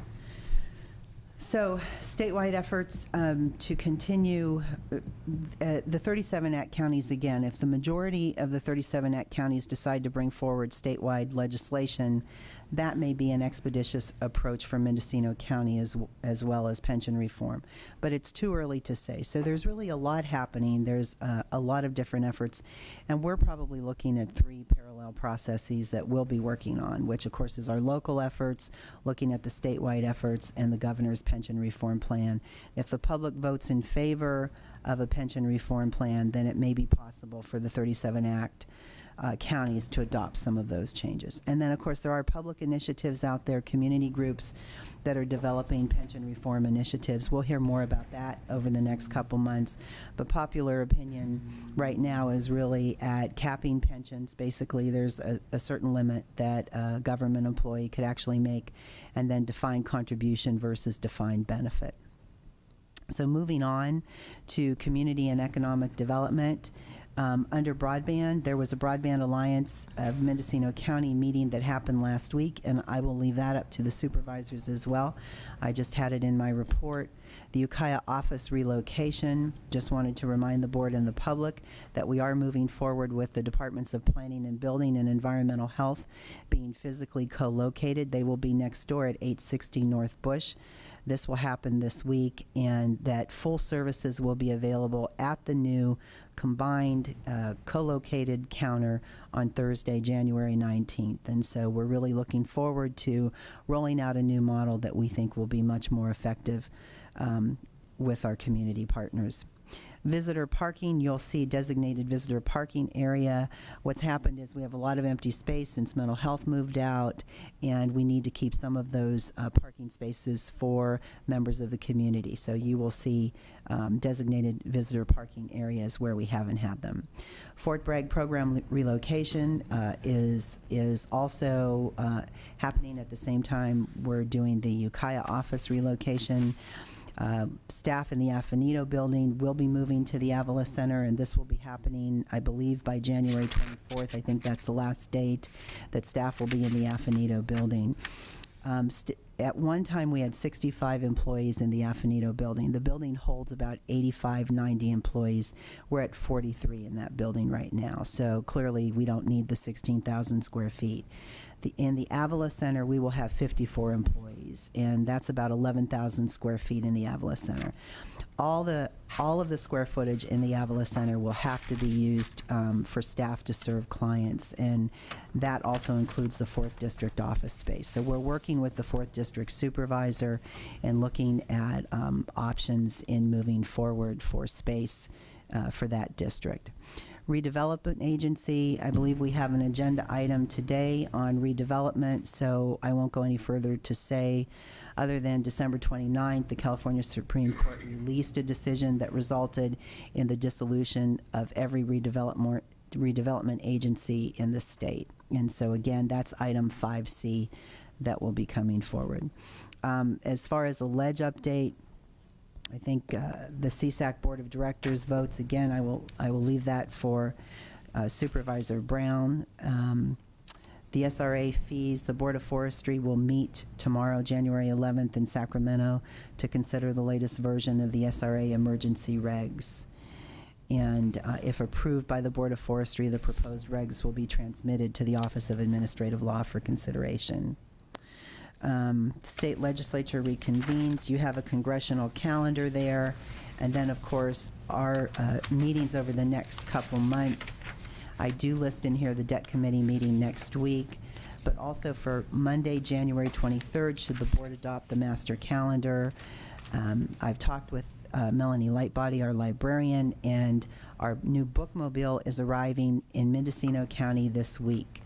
So there will be a ribbon-cutting ceremony for the bookmobile here at the Board of Supervisors meeting on Monday, January 23rd in the morning, providing that bookmobile actually gets here this week as planned. So I think the Library Advisory Board is excited, our chief librarian is excited, and I'm excited about seeing our new bookmobile. So I think having the ceremony here with the Board of Supervisors who have been so supportive of the libraries and the bookmobile, I think will be very appropriate. Also on January 24th will be the retiree health report, and I think that's pretty much it. Your attachments is just the letter from Governor Brown regarding the budget release, and then just the first page of the CSAC review, and you could go online and get the CSAC budget action bulletin. Thank you. That's my report. And I think Supervisor Smith should be commended for giving up her office to accommodate staff. Otherwise, we would have had a couple of staff members that would have been having to drive to Willits, I think. So thank you. And Supervisor Brown. Thank you, Chair McCowan. On the Board of Forestry and the SRA fees, we did approve a letter that was quite timely because of action that had taken place in between our last board meeting to today. And so staff reacted to that, and I appreciate that very much. The hearing in Sacramento tomorrow, I cannot go, but they were encouraging, they being CSAC, were encouraging county supervisors to attend and speak to the issue and the impacts to their counties. I don't know, this is kind of a train that's running wild down the tracks. I don't think there's anything we're going to be able to turn around, but certainly if somebody could go, it would certainly help, perhaps in dialogue with them. Supervisor Pinches. Well, just a comment. My planning commissioner, Jim Little, and also our, he's the Laytonville Fire Chief, he is planning on attending. And Jim is a extremely great speaker and Can will you certainly go- convey the message. Could you go with him? I wasn't planning on it, no. Okay. He'd be better in my place anyway. Supervisor Smith. To Supervisor Brown's comments, reviewing the letter that's in the packet signed December 20th by myself as chair and Larry Tunzi, president-elect of the Fire Chiefs Association, Chair McCowan and myself discussed that we could do yet another letter because of the new hearing, but we thought perhaps this one would suffice. But if the board desires, it could be an adapted letter from this one that staff could do, and we could get that faxed in, and it could be Could we fax it in and also get it to Jim Little? Sure. I mean, it would just be more to their announcement of the new meeting. And, it could be it's basically, I think it would be the same letter. But it might be, we could reiterate our letter of December 20th, reconfirm our commitment, and so on. So. And Jim could do that in person for us And as Jim well. could read it, And sure. point out that the letter was faxed in. I think That's that's all I. fine, and it wouldn't take a lot of time to just Okay. revamp this one. Okay, If thank you. that works. Yeah, that works.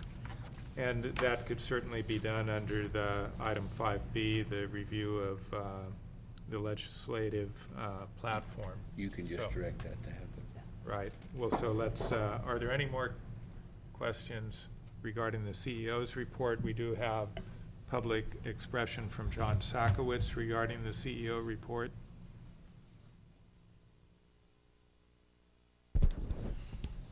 Good morning, Mr. Chairman, supervisors, county staff. First of all, Happy New Year. My question is with regard to the budgetary implications of the dissolution of the RDA. I had the good fortune last week of participating in a webinar sponsored by... And that is an item that is on our Yes. agenda too, so briefly, please. Had the good fortune of participating in a webinar sponsored by a Sacramento law firm, Best and Krieger, last week. The thought was that the dissolution of RDAs will now inject some $3 billion into the state budget. But the RDA people are saying that the governor will try to capture that money somehow, and that will never trickle down to counties and cities. I was wondering if our chief executive officer had some opinion as to whether that $3 billion will find its way to our county. Thank you. I would just make a comment that it's, as with a lot of what happens at the state level right now, it's too early to say. However, we do anticipate that we will have additional revenue. I just don't know how much actually coming to the county. Supervisor Pinches. But the tax increment, property tax increment split, it still stays the same.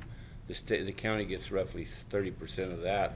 So as the tax increment grows, because there's not a portion going to redevelopment, that will increase the tax increment going to the county, which will in effect help our general fund.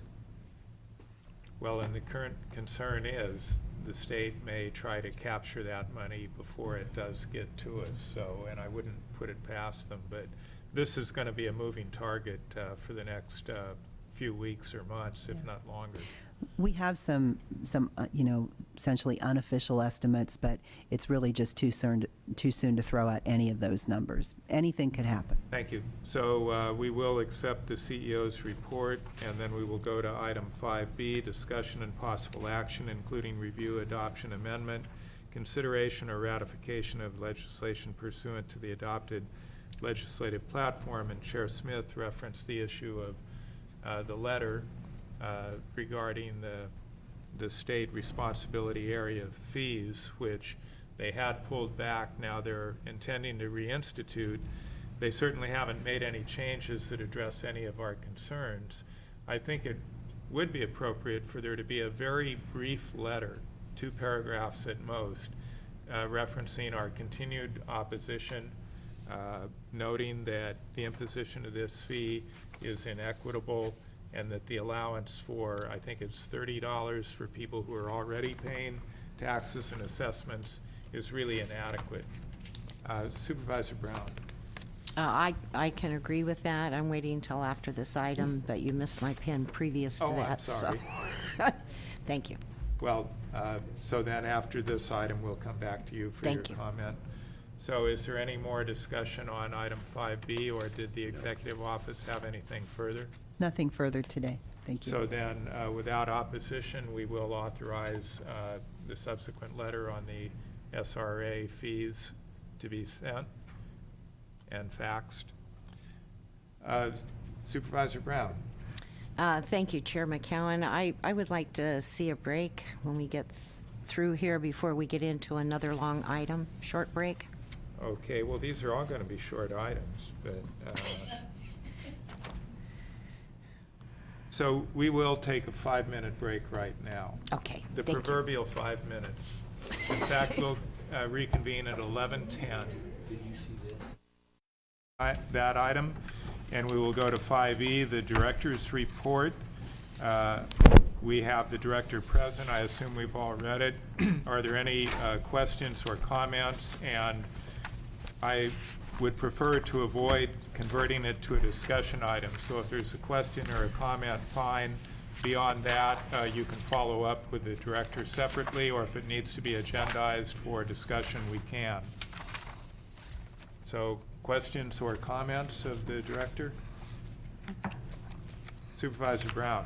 I just have a comment. Hello, Director DeShiel, and it has to do with 2012 discretionary grant programs, Federal Highway Administration.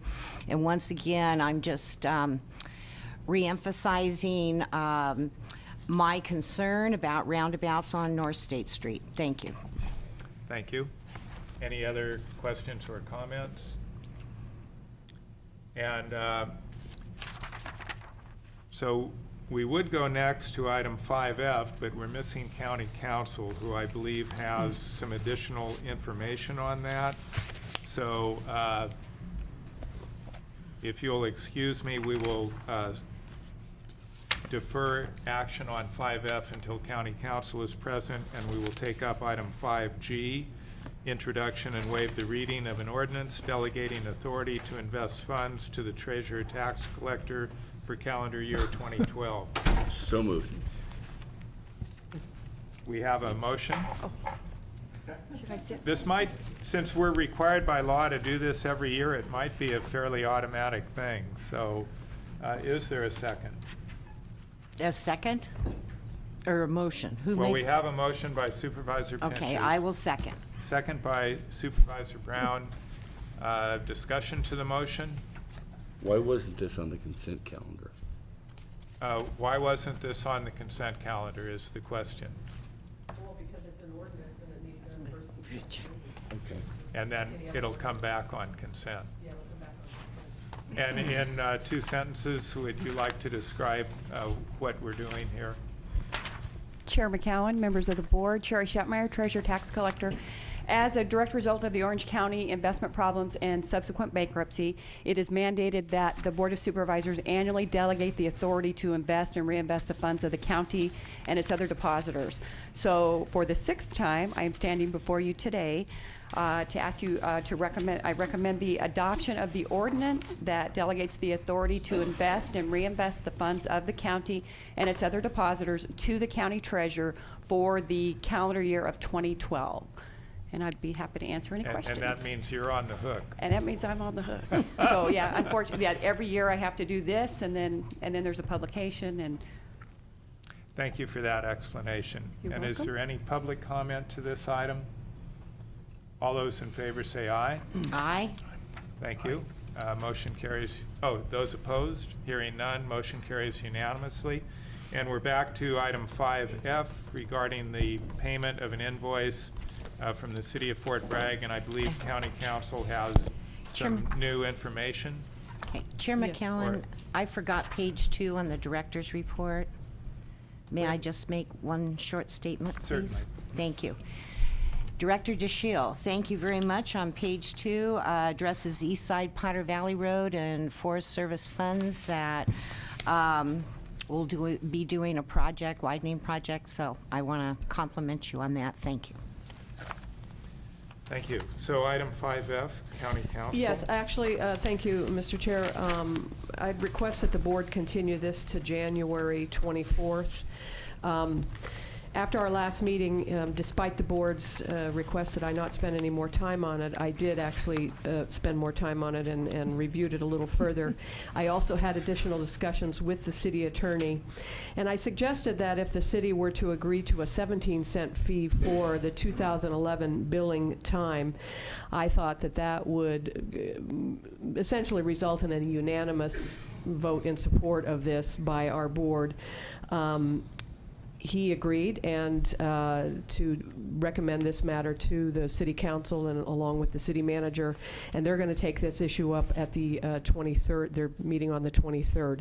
So, you know, I think we might have a resolution of this that would be advantageous to the county and the city as well. And I was also looking at a way to continue, you know, the relationship between the city and the county with respect to this disposal facility. So without going into further details as to what my concerns were, I would just like to ask that this be continued to the 24th. Supervisor Brown, Pinches, and then myself. Does that take a motion then to continue it? No. Or I think you can just direct that it be continued, pull it and continue to the 24th. Supervisor Just a quick Pinches. comment. Thank you, Mr. Chairman. I really feel pretty good about this whole issue, because if you remember, this originally come to us on the consent calendar. I pulled it off the consent calendar, and it's going to amount to a considerable amount of savings for the county in the many thousands of dollars. I don't know what this actual savings it was from the first agenda item, but it's considerable. Well, 75,000 so far, Yeah, approximately. Almost pay my salary And for a week. I do think there were some issues still with the definition of leachate, wastewater, et cetera. And, but I also agree, and I've been one of the strongest in, you know, beating this particular horse. But I think the suggested resolution of this is appropriate, and it's more appropriate to try and resolve it in that way rather than spend more staff time on it. So I'm fully supportive of the course of action outlined by County Council. And so then, without objection, we will continue this item to January 24th. Good. And at the same time, I am curious if the director has learned more about the actual composition of the material. Yes, Mr. Chair, ladies and gentlemen of the board, Howard DeShiel, Director of Transportation. I brought with me today Ralph Murphy, who is with Geologic, has been the consulting firm that has been reporting to the state on our mandatory reporting the last, at least 8 years, maybe more. I did learn, yes, we do test the leachate every year. It does vary. The board in the past has asked me if we have options for leachate, so I've actually asked Mr. Murphy to maybe answer your questions and talk to you a minute about that. If you'd like to maybe answer the questions, or. Sure. And did you have some brief introduction to the item you'd like to make to us regarding what actually is in it and what other options there may be for? Sure. As it turns out, your leachate at the Casper landfill is more properly regarded as groundwater that's affected by landfill gas. In terms of its quality, it's actually not bad. It doesn't have any exotic VOCs or herbicides, pesticides. The most problematic constituents are metals that exceed drinking water standards. And there are technologies that exist that you could potentially treat water on site, filter it. And we've gone through a bunch of different options that are available. But the bottom line is that an irrigation program might be the most cost-effective way to approach it. It would take some investment, however, because you'd need to store that leachate until you got to the summer months.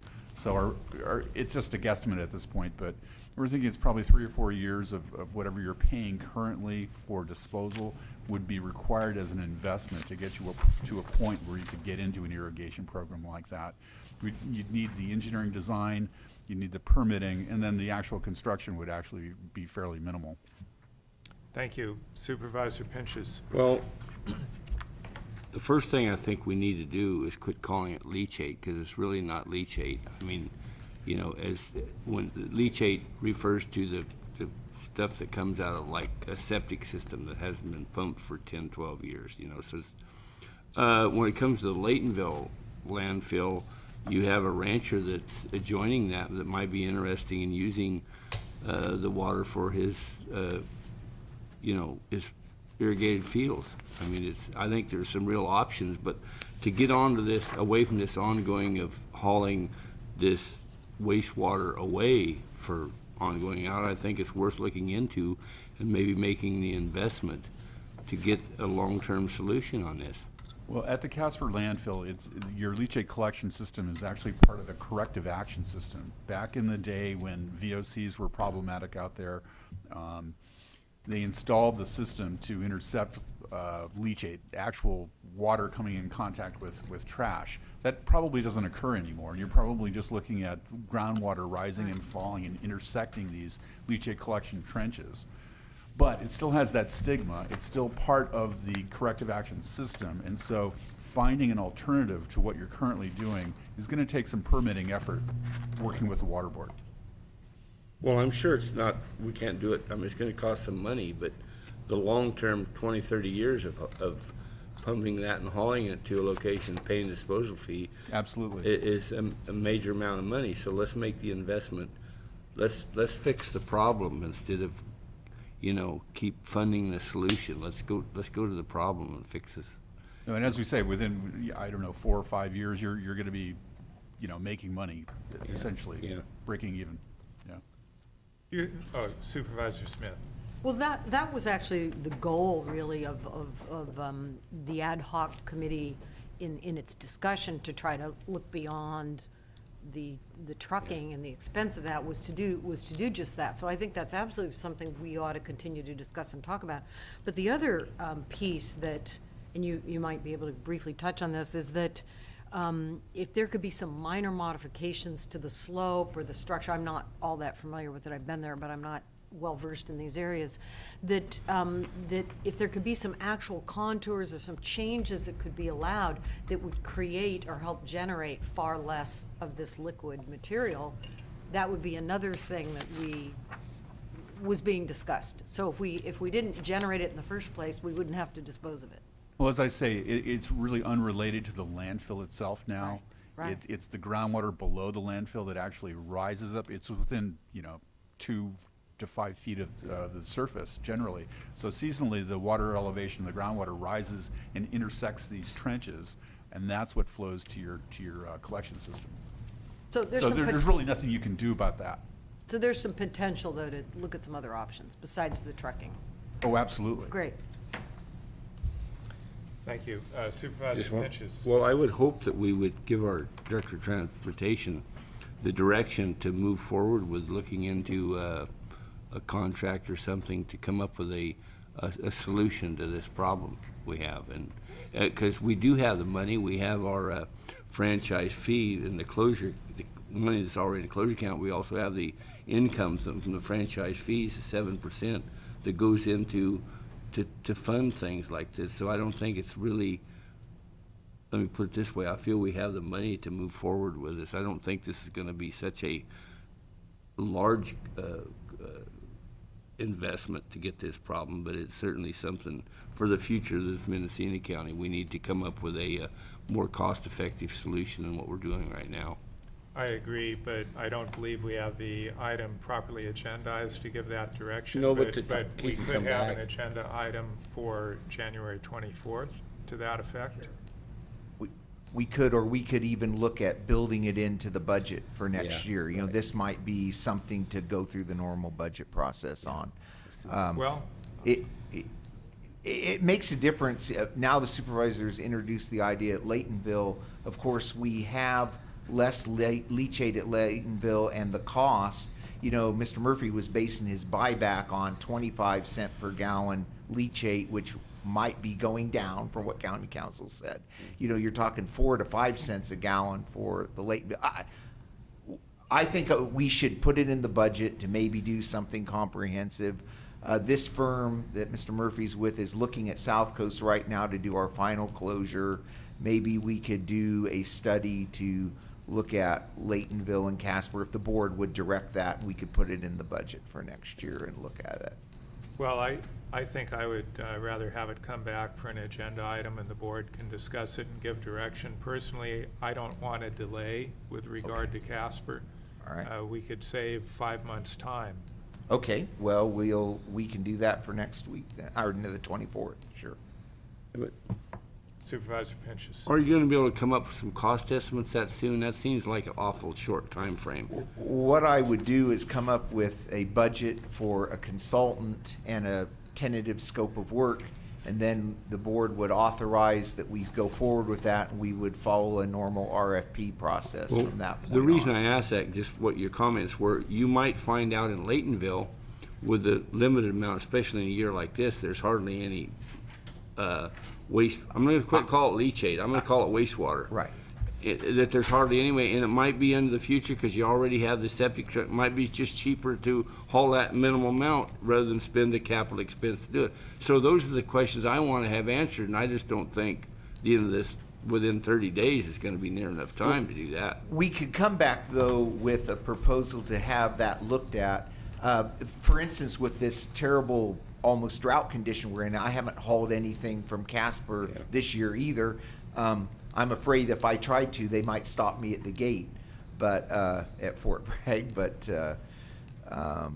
so far, we haven't hauled leachate from any of the landfills. So. Okay, any further comments? Supervisor Smith? Thank you, Mr. Chair. The only thing we need to be mindful is we have a partnership with the city of Fort Bragg. So if we're going to be going down an exploratory path about a new process or procedure in an RFP, I think we need to convene that ad hoc at some point and have that discussion, either after this board takes action or concurrently or something.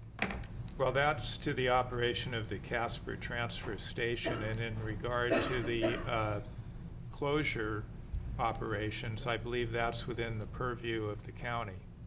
I think it's Well, correct? there's an expense to the city of Fort Bragg with that. It's shared. Pardon? It's a shared cost, I thought. It's a shared cost, but we operate it, and then they share the cost. Right. And how we operate the closure is our decision, just Yeah, but if- as their decision to charge for the wastewater has been theirs. Yeah, but if we do a capital project to build some sort of a filtration system or something like that, then the Fort Bragg is going to be obligated to pay half of that, so they need to be included With in it. regard to the closure, but I don't believe they have joint decision-making on how we operate the closure. I think But it's just that can be clarified for the 24th. Well, it's just good to have your partners involved. Well, and I think the JPA, we're supposed to submit our budget every year, and then that is reviewed by, they haven't met every year to review it. It's Right. been very informal, but that gets back to, if we did do this as part of the budget process for next year, we could include a JPA meeting. So this can all be part of the discussion on the 24th.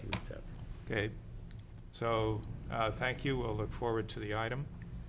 And we will then go to item 6A, supervisor reports. Are there any reports? Of course there are. Of course. And Yeah. brief and to the point, and we will not convert them to discussion Brief items. and to the point. I have a lot of information here. Well, maybe with regard to some of the CSAC information, it should be an agenda item on the 24th. So maybe highlight it today and we can get the detail then, or do we need to? Oh, that's probably a good idea. The 24th or maybe soon thereafter, because there is a meeting on February 23rd in Sacramento to further go forth on our work as far as alignment then we and the could have proper all- funding for it. And we'll probably have more information at that time, but I do want to come back to the board and do a full summary and ask for their opinion on what we're going to be looking at on the 23rd. So that works well, and I could go through the information really quickly then. Great. And then you can work with staff to get it on the agenda either this month or next month. Correct, and thank Good. you for suggesting that. I did have staff make copies that I was given on January 5th. Has to do with the CSAC Finance Corporation program summary, so you know what the CSAC Finance Corporation does. And then also, they made available for Mendocino County member benefits and participation review in with CSAC. So there's a 2-page document on both, so I hope you will review those so you realize what CSAC does do for us. And yes, we do pay dues, but they do a lot of work, and they have a staff that keeps us informed and moving forward, as well as assisting with the other associations for county council, transportation departments, and I could go on and on, HHSA. But they all work together, and it's certainly a benefit to us. Over at the CSAC meeting, the special meeting that was called, I know everybody already heard what occurred. And CSAC basically, after discussion on the initiative that CSAC was looking at putting on the ballot, after much discussion about the cost, anywhere $4 to $6 million or more, was pretty frightening to all of us. The CSAC board, executive board came back with a recommendation that we not proceed forward because of those costs. There was a lot of polling done, and I do have information in my packet on that, and also slides. And really, the initiative with CSAC, it ranked very, very well in the polling statistics, and even after the ballot measures summary, executive summary, and ballot title name came out, that support by voters remained very, very high. The board, not going forward, did reaffirm that their top priority for the association is to achieve the constitutional guarantee of funding for their realigned programs, as well as protection against encroachment on those programs by the state and federal government. And I think Supervisor Pinches made a comment about the juvenile justice system and what the governor may be looking at in the future.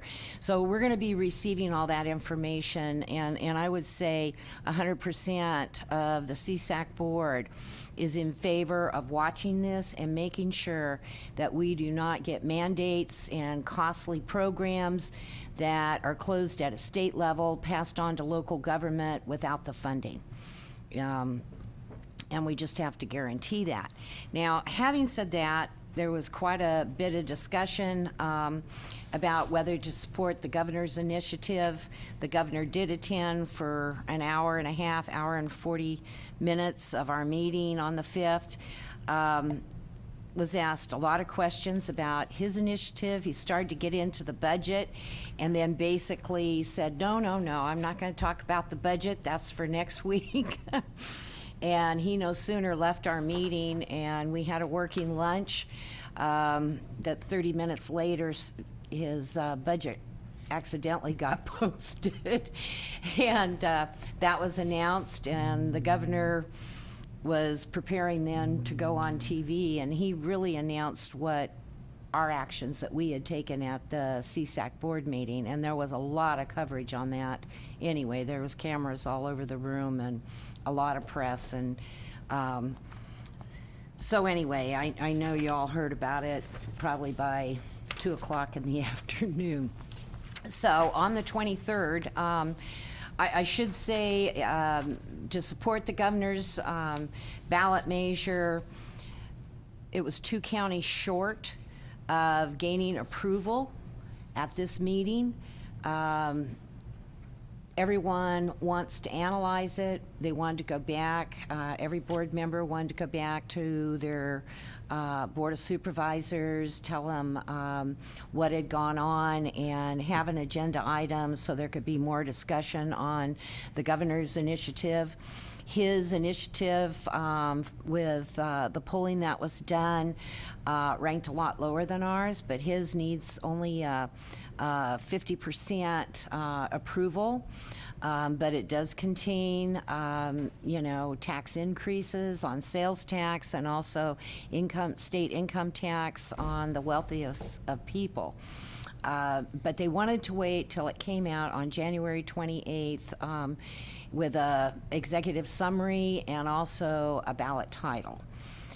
So that'll be coming out. They'll be analyzing that. So probably next week, we probably need to go into February to get more details and to further understand it. I also heard on the radio coming in this morning that the projection by the governor on the sales tax, the LAO office felt he was right on, but on his estimation of the income tax, 1% and 2%, depending on the income level, was way off and falls short of what he was depending on. So I think more information is really important. But the biggest concern of the CSAC Board of Directors was the fact of the cost and whether we could afford it or not, what that would do to counties, what it would do to the CSAC Finance Corporation. There were some questions also about the legality of the Finance Corporation actually funding a ballot measure, even though it's been said it's perfectly legal. But I do have a lot of survey information, polling information, very glad to share it with you, and that's all I'm going to say about CSAC meeting unless anyone has questions, and I'll be coming back. I do have a Yes. question. You mentioned that the governor's ballot measure on sales tax increase only takes a 50% voter approval. Is that true? Yes. But yet if we want to do The one, way it that takes it's a 2/3? stated for both the state income tax and the sales tax is actually a 50% vote. You agree with that, County Council? That's my understanding. And that it was even in the LAO office, and I'll come back with more information and probably a precise statement. I'd like to know how they can do that. They're the state. They're the state, yeah. It's the governor, the governator. Supervisor Smith. Okay, I have a whole little packet here, Or had Mr. you Chair, and I, Had you concluded your items? No, I had not, but that's okay. Go Let ahead. Supervisor Smith go ahead. no, you should. Oh, you Well, should yeah, go conclude. ahead, and then we'll come to Supervisor Smith. Okay, the PCCY, Policy Council on Children and Youth, they met, and as I told you previously, we are getting very organized with that council. I'm coming back with the proposed bylaw change sometime in the near future. We've managed to fill every seat, or someone that said, yes, I would like to sit there. Those appointments will be coming forth once they're prepared and ready, probably in February. So we will have a full council seated. I think you know the council is mandated by both the welfare and institution code, state code, and also this Board of Supervisors. The downside for me for PCCY is the fact they just recently changed to Monday meetings, the third Monday of the month. And so I don't know, we have our calendar before us later in the meeting, but they either need to rethink that or there may be some meetings I might miss. They are writing their 3-year plan as required. We did go over it, and I do have information on that, and it will be formalized. And that's another requirement with the mandate of this particular council. I also had staff do some news articles that I read last Saturday in Ukiah Daily Journal. Thank you for your company printing those articles. One's on Adolescent Family Life Program. The other's the Child Welfare Services and what it provides, hope for local families in need. I don't see Mr. Bassler here, but maybe Supervisor Smith will share this with him, programs that we have for families and children's services, and it's very good. But Stacy Cryer, our HHSA director, is to be congratulated on that. Then I want to announce for all of you to know with your constituents, and this happens in Fort Bragg, on the coast, as well as inland, but these are free tax prep sites and dates for Mendocino County. These are for individuals that need help with their taxes that make under $60,000 a year. I have the schedule and I'm happy to share it. And in final comment, I do have, I think Supervisor Hamburg and McCown will talk about LAVCO. The Stewardship Council, this is a council that was formed by bankruptcy court to do with PG&E. And we do have lands within the PG&E watershed, and that is regarding the Potter Valley project, that are up for nonprofits or other entities being able to take over those lands. It was a part of the settlement on the bankruptcy. And the Stewardship Council has come through. They've drafted a property tax methodology that would be tax, neutral if those lands are transferred. We all know PG&E lands are taxed, and they're one of the biggest property tax payers in this county. So with the permission of this board, I don't know how County Council, if she's seen any of this information, I need to share it with her.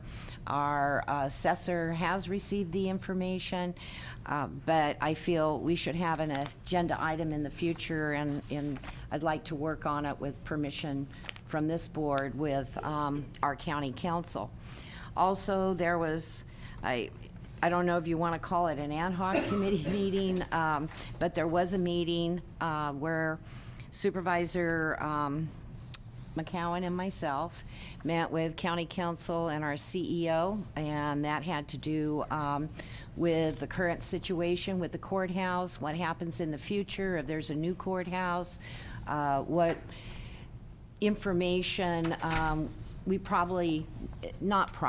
do need regarding all the courthouses in the county, as well as the courthouse in Ukiah. So we're working on that information. It isn't really an ad hoc committee. Supervisor McCown and I'm his alternate. There is a administration of the courts committee, and mainly the judges, and we both sit on that and listen. Supervisor McCown has the vote. But I felt we needed to be prepared no matter what happens. Thank you. Thank you. So without objection, Supervisor Brown will be working with County Council to explore the tax neutrality issue, and I know the assessor is aware of that, but it is something to keep an eye on. And I know the intention is that any transfers result in tax neutrality, but just as with realignment, will the reality measure up to that? So, Supervisor Smith. Thank you, and I'll try to go through this as quickly as possible. I received a letter, probably it was over the holidays, from the Secretary of the Interior, Secretary Salazar, that I was reappointed to the Bureau of Land Management Resource Advisory Committee for the Northern Coastal California.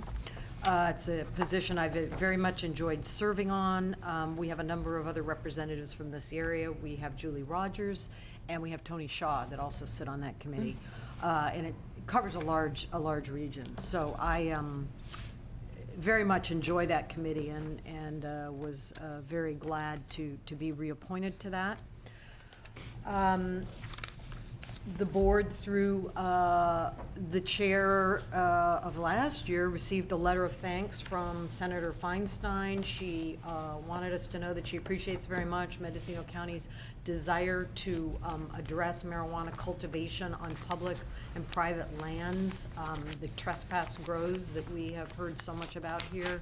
She thanked us for our support for the legislation we discussed, and she reiterates, of course, that this is a concern of hers and has been for quite some time, wanting to really deal with the impacts and understands them to states and local governments on large tracts of public land. Very good news over right around the Christmas holiday, again, right before our recess, right around our recess. Phil Dow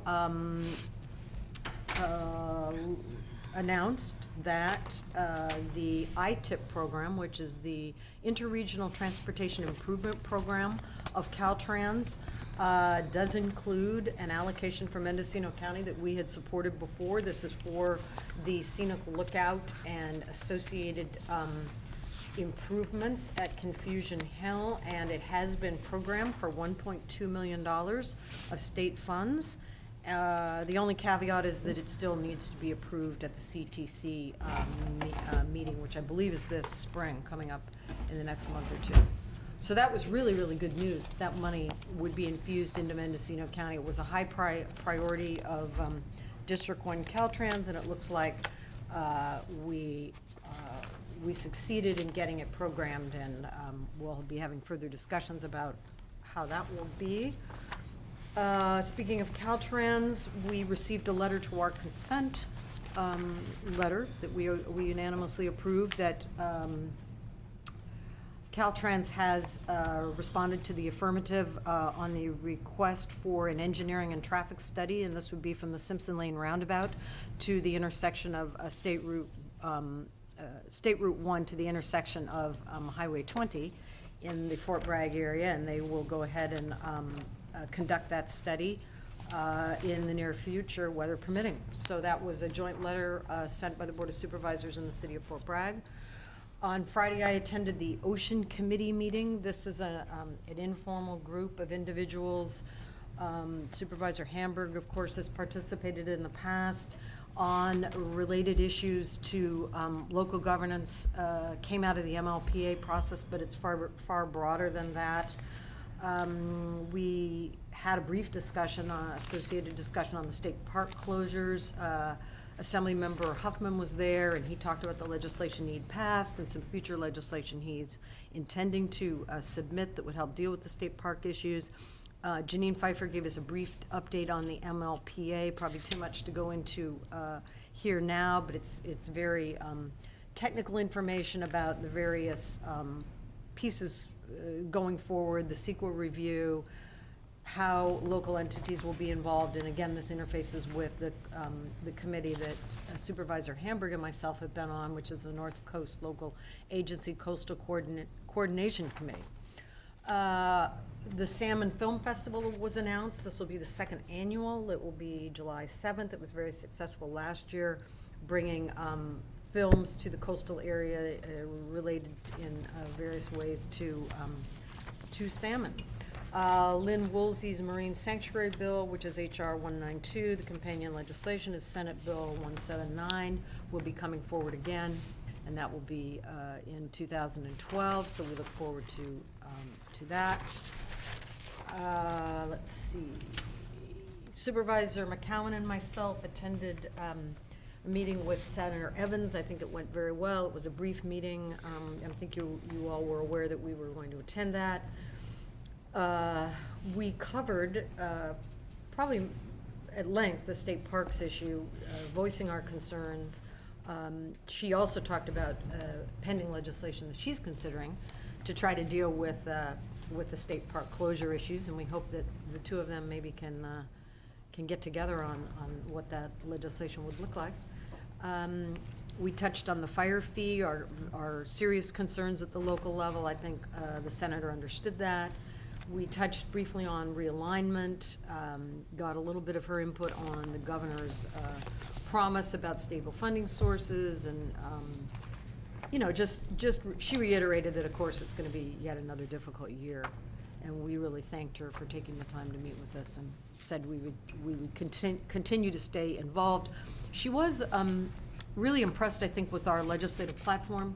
That was delivered to her, and I think she felt it was comprehensive, and that was the feedback she'd gotten from her staff. So, and she even said, in looking at some of it, you know, there's language here when I'm doing a bill or I'm doing a letter to colleagues, trying to do something on policy, I've got something here that states that this is Mendocino County's position.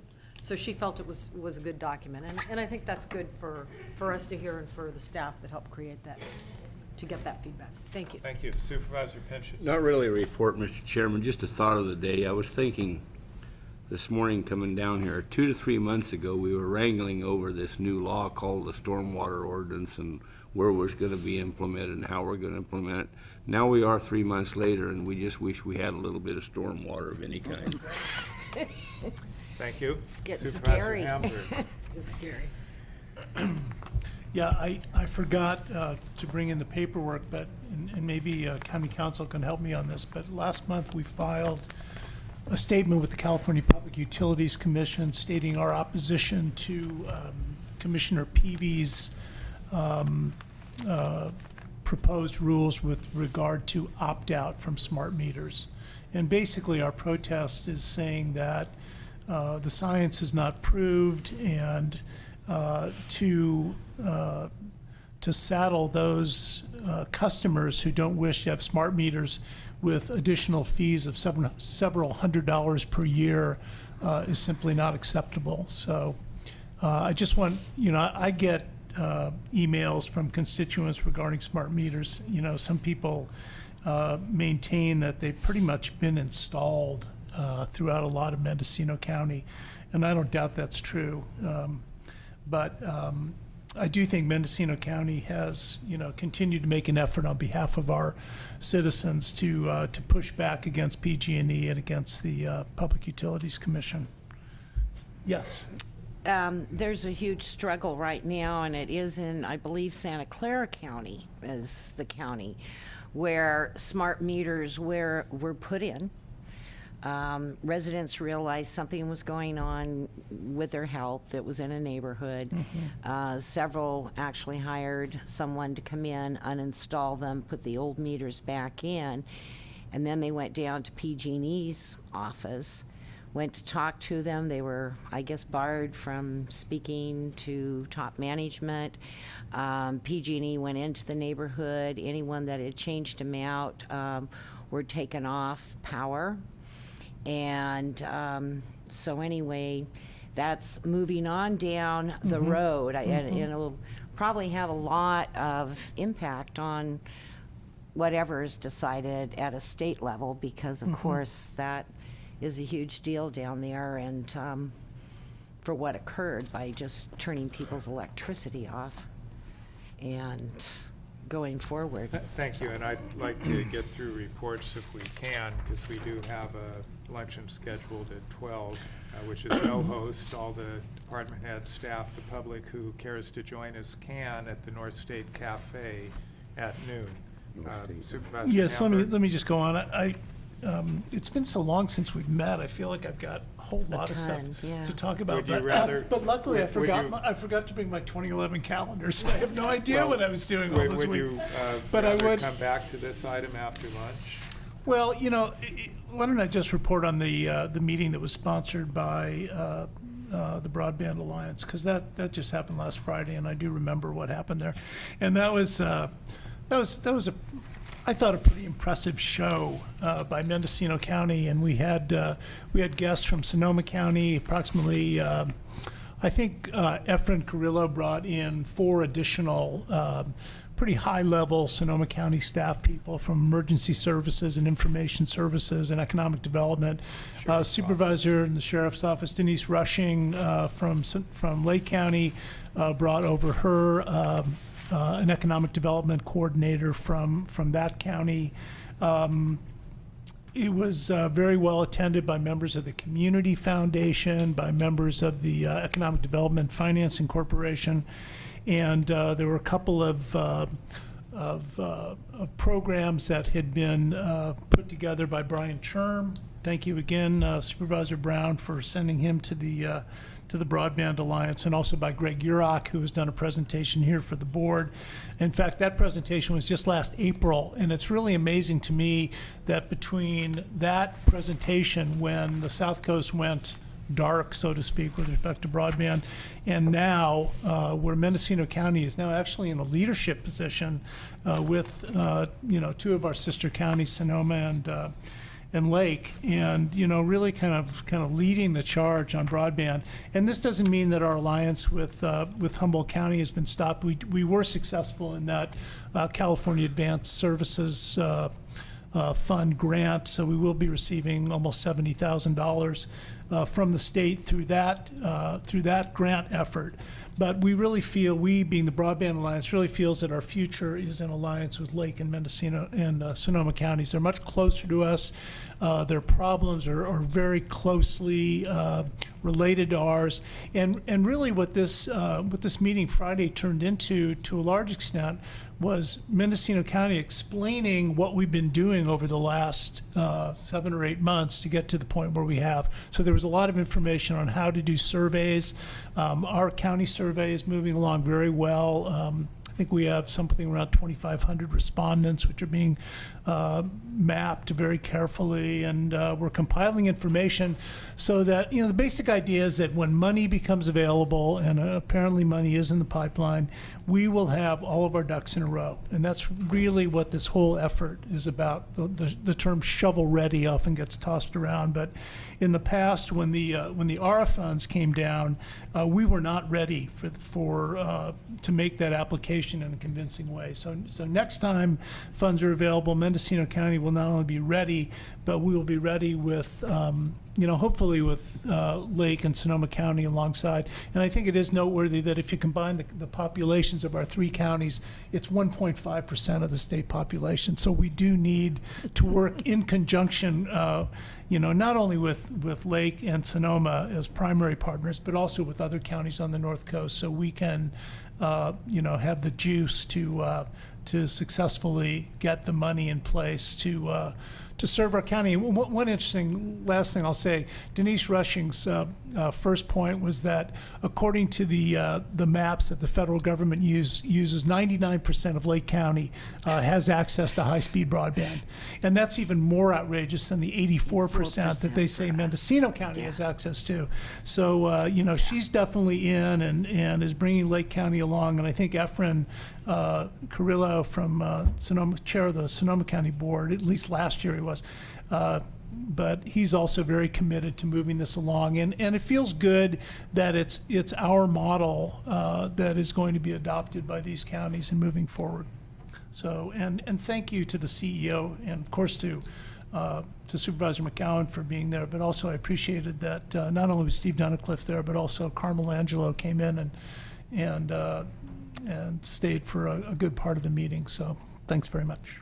Thank you, Supervisor. And the broadband conference was a huge success, as you've said, and it's really exciting. It was great to see Sonoma County with the strong presence from Supervisor Carrillo and the folks he brought with him, Supervisor Rushing from Lake County. And it's really a tribute to the, as you say, to the Broadband Committee and all the work that they've done. And also Supervisor Hamburg has been the mainstay between he and myself. He's been the mainstay on that committee, attending their weekly meetings. Also, I think our staff deserves a lot of credit for helping set up that meeting.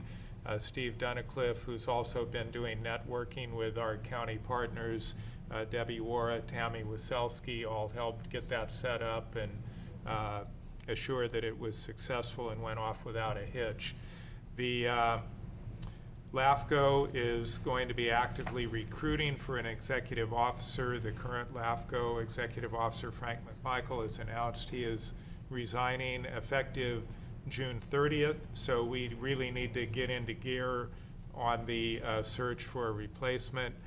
Supervisor Brown referenced the meeting with County Council and the executive officer regarding the old courthouse, and one thing that came out of that is there will be fact sheets on the old courthouse in Ukiah, the Willits Courthouse, and the Ukiah Library in terms of what are the rights and the responsibilities, the ownership considerations, and what we know of what the future may be. So I think County Council was going to develop those fact sheets, so we can look forward to receiving those. With that, we will adjourn for lunch at the North State Cafe. It is a no-host lunch. Everyone is welcome to attend if they would like, and we will reconvene here at 1:30.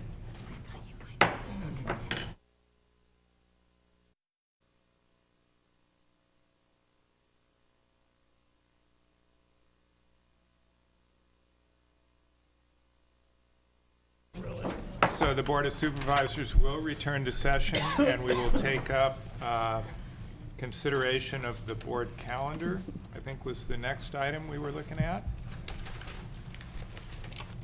And that was 6C,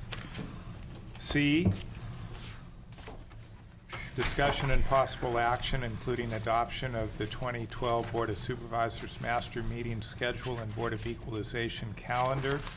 CEO is the sponsor of the event, and we are contemplating a significant change to the calendar, so I will ask the Chief Executive Officer to introduce this item. Somehow I lost mine. Thank you. I know. This I item lost is, it. every year at this time, we go ahead and the board adopts the master meeting schedule, and the executive office brings this forward.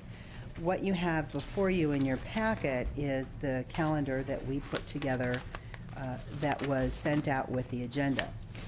Yesterday, you should have received an updated calendar, and this should be in the back for the public as well, and it is online. The calendar this year had very specific guidelines that we used to develop this, and I'd like to go over those guidelines as well. And then I will let the board know what the change is with this calendar and the one you had in your packet. But what we attempted to do this year was to try to organize the board business in a manner that would give the supervisors more time to spend on some key policy issues and board issues. And so we also looked at trying to have a break in the schedule where there would be time for not only the staff but the supervisors to follow up on items from board meeting to board meeting. So our goal was to do the calendar where board meetings would be scheduled every other week. That did not always work, and you'll see that in the calendar, but that was our goal, to allow time not only for the staff to get the minutes out and to follow up on items, including the department follow-up, but also for the board. So this calendar was put together with guidelines being that board meetings would be Monday and Tuesday, and that meetings would be scheduled every other week when possible. We also looked at Monday meetings being organized with proclamations, presentations that required little or no board action, closed session, and that would be for the lengthier closed session items. It could be the department items or performance evaluations, but or labor items, the ones that would take a little longer, and then planning matters and any special workshops that we would be doing and other items that were not considered regular board business. That is the goal for Mondays. Monday meetings would also include Board of Equalization until the Assessment Appeals Board is formalized, and we do have that information. We have it announced for the public. I'm not aware that we have had any applicants as of today. The Tuesday board meetings would be policy issues and items of special interest to the public, all other routine business. So Tuesday would be your lengthier policy discussions. And when possible, and I believe that this calendar reflects all Mondays, that Monday meetings would be alternate Mondays from other board-appointed meetings, and that's your LAFCO, MCOG, Policy Council, and First Five. And what we don't have on this calendar is the 2 off-site meetings, and we thought that we would discuss that with the board. So that's how we put the calendar together. Also realizing that while the proposed schedule has meetings every other week, there are still 3 to 4 meetings per month. So we haven't cut down the number of meetings, we've just changed it to every other. And as time-sensitive items arise throughout the year, meetings could be added to the schedule with board approval. And our hope was to try to manage the calendar a little bit more so there'd be more time for key items and for other activities. So if you look at the calendar that you have in your agenda, the only difference from that calendar and what you received yesterday is for the July meeting, the initial calendar that you have July 9th as the Board of Equalization meeting. It's actually July 16th that meeting must take place. It's the 3rd Monday in July, not the 2nd. And then the month of November, what we did is we initially had a board meeting on Tuesday, November 6th, and then we had Monday and Tuesday, the 19th and 20th, which is the Thanksgiving week, but we thought we'd be able to do it. However, when this calendar came out, we received multiple calls from the different departments saying that their key staff are usually gone on Thanksgiving week, and so what we thought was we could schedule meetings on the 19th and 20th, but if we don't have departments available to do those 2 days, then we've got 2 useless meeting days. So with that, we changed November, where you have a board meeting on November 6th, and we have a board meeting on the 13th, which is after Veterans Day. And we normally do not do a board meeting on a holiday week, and then the 26th. So you still have 3 meetings in November, but it's 3 weeks of meetings. And so overall, if you look at the calendar, you'll see that we did pretty good January, February, March, and April with board meetings every other week. And then in May and June, we're 2 weeks of meetings. And then July and August, we're back to every other. And September 10th, 11th, and possibly the 12th are our budget hearings. And then you can see the rest of the calendar, so. Thank you. Questions, comments? Supervisor Hamburg? Yeah, I mean, I understand that one of the main reasons for this was that when we had, week after week after week of meetings, that it put a lot of pressure on the clerk of the board staff. And that this is perceived as a way to kind of space their work out more effectively. And I can certainly hear that. As someone who hates change, though, I guess my main concern, and it's kind of subjective, is just sort of the loss of the momentum of meeting every week, and that we get together every Tuesday basically to deal with issues, and there is a certain continuity with meeting Tuesday after Tuesday. I realize that this is not necessarily more or less meetings, but there is more time. But we have these 2 meetings together, and then we have like 11 or 12 days until we meet again. And I don't know. I mean, I think part of it in me is just that I don't like change that much. But I'm just curious if other board members think it's good. And, I mean, I don't have my feet set in concrete against it. It's just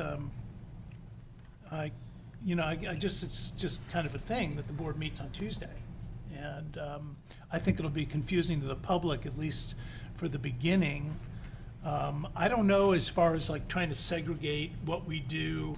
I mean, it seems like there's some good to having a board meeting where you have a lot of different things you do, and some things are policy and some things are more, routine, but, you kind of work through your agenda. And again, that's just because that's the way it's always been with the board, and maybe this will be seen as a big improvement after it's put in effect for a while. But I don't know, I'm curious to hear what my colleagues think about it. Supervisors? What do you think? Everybody good? I mean, I'm not going to stand in the way. Supervisor Brown? Well, I basically... You're in the No Change Coalition also? No, I've learned about change. Change can be good and change can be bad. Unless you try it, maybe you don't know if it's good or bad. I hear what Supervisor Hamburg is saying. I want to do what the majority board, obviously. I want to hear what everybody else has to say. But if it's being recommended by staff and they feel this is going to be more workable for them and their workload, I'm willing to try it. Thank you. Supervisor Smith? Well, I think overall, I think it looks pretty good. I'm trying to look at it from the conflict perspective right now.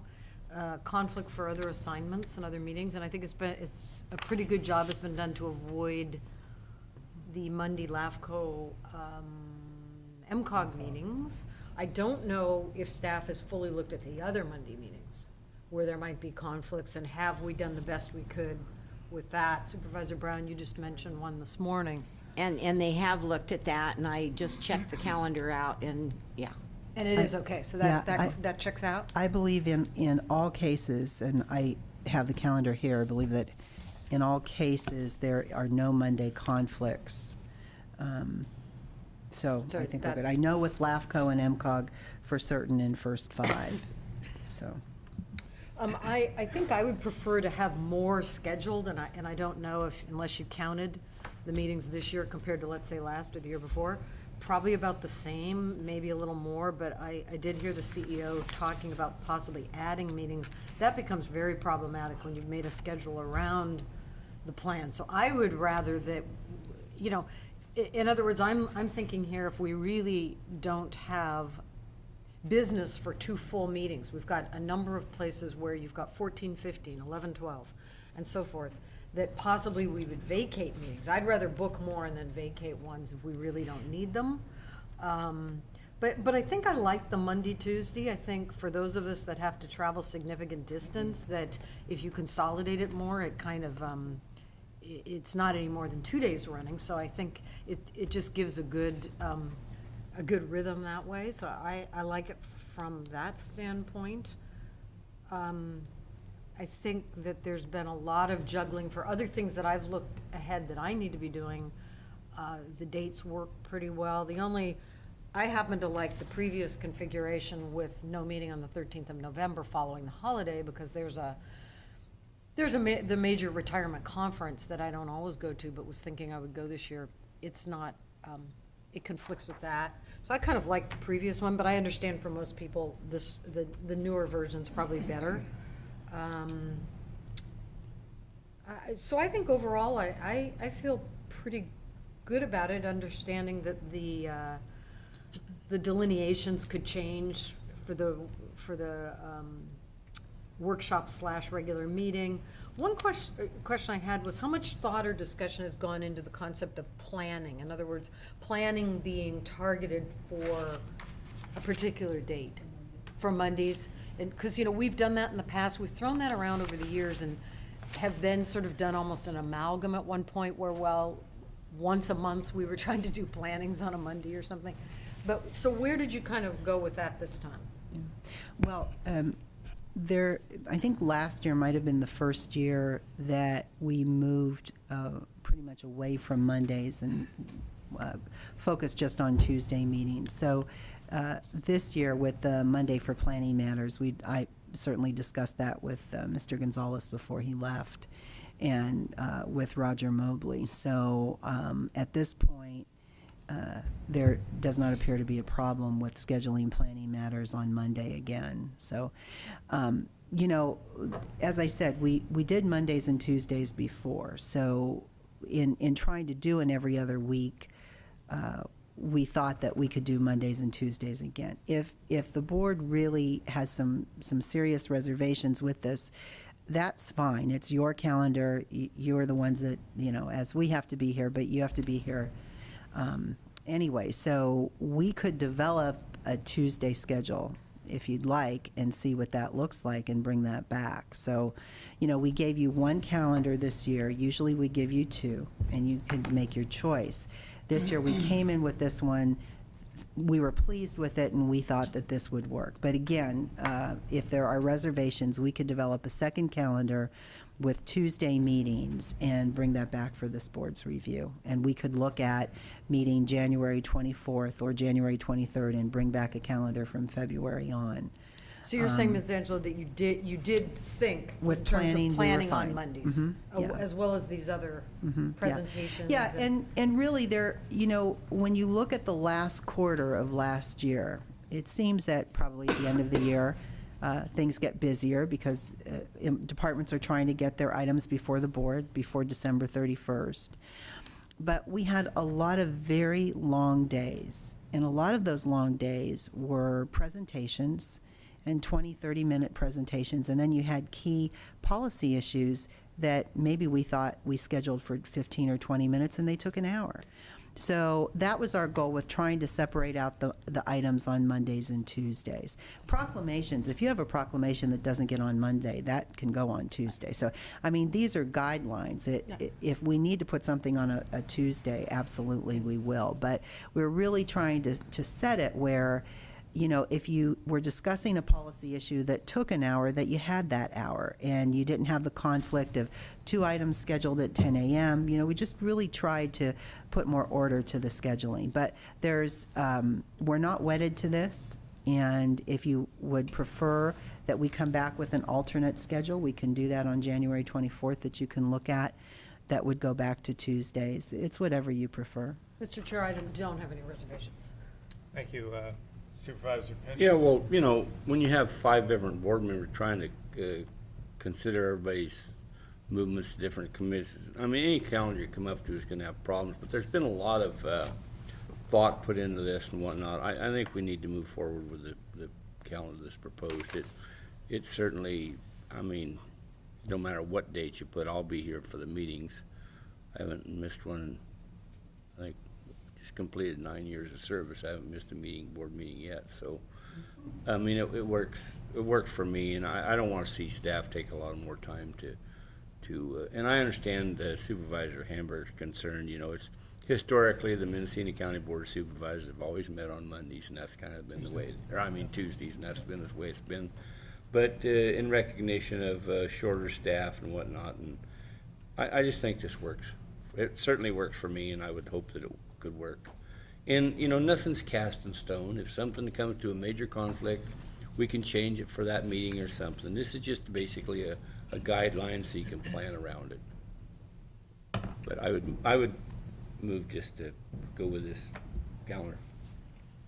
Thank you, Supervisor. I agree there's been a lot of thought put into this by staff. I do think that the idea of having a break so staff can catch up, because when we adjourn this meeting, staff's work has only begun because they have to deal with all the actions that we've taken to make sure they're all properly routed and ratified and everything else. And I know there's a lot of work goes into that. At the same time, they're having to plan for issuing an agenda 2 days later. So, and I think potentially this does make more efficient use of staff time so that we're not running them ragged all the time. Now, one question I did have, because I agree with Supervisor Smith that it would be better, if we're going to add meetings, it would be better to add them now so we know what they are, we can build our schedules around them, and then if a meeting is not necessary, we can always drop it out. And we have 3 or 4 meetings every month, which is probably about what we've been doing anyway. But I'm looking at some of these dates and wondering, could we add in February 13th? Could we add in March 26th? Maybe November 5th? Could we build those extra days in, and then we do wind up pretty much with 4? Because currently those are months where we only have 3 established. So to the CEO, please. Thank you. Chair McCowan, the calendar that we have here, this multicolored calendar, it was our working calendar that includes First 5, LAFCO, MCOG, and PCCY. The 2 dates that you've just mentioned, let's see, you said March 26th. That is the First 5 meeting at 1 o'clock. So we couldn't add that. And then the other date I think you said was February 13th, which we already have. Don't we have BOE scheduled on February 13th? But we're not going to have BOE after a while.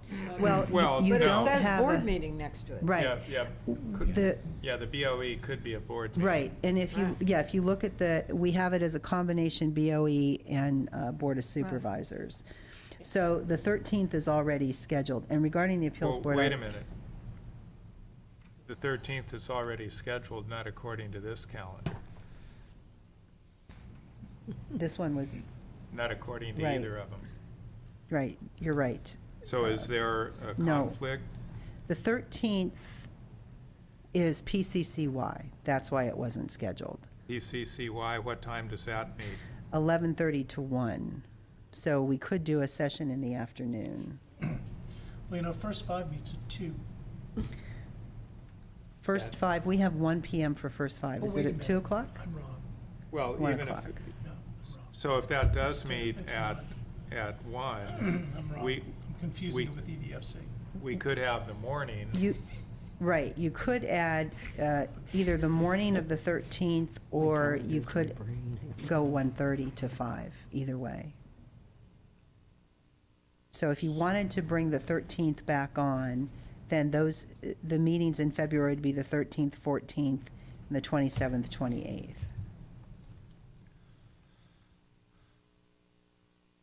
And then staff would be aware of the other scheduling considerations and would work around that. And then Right. we'd have those dates if we needed them.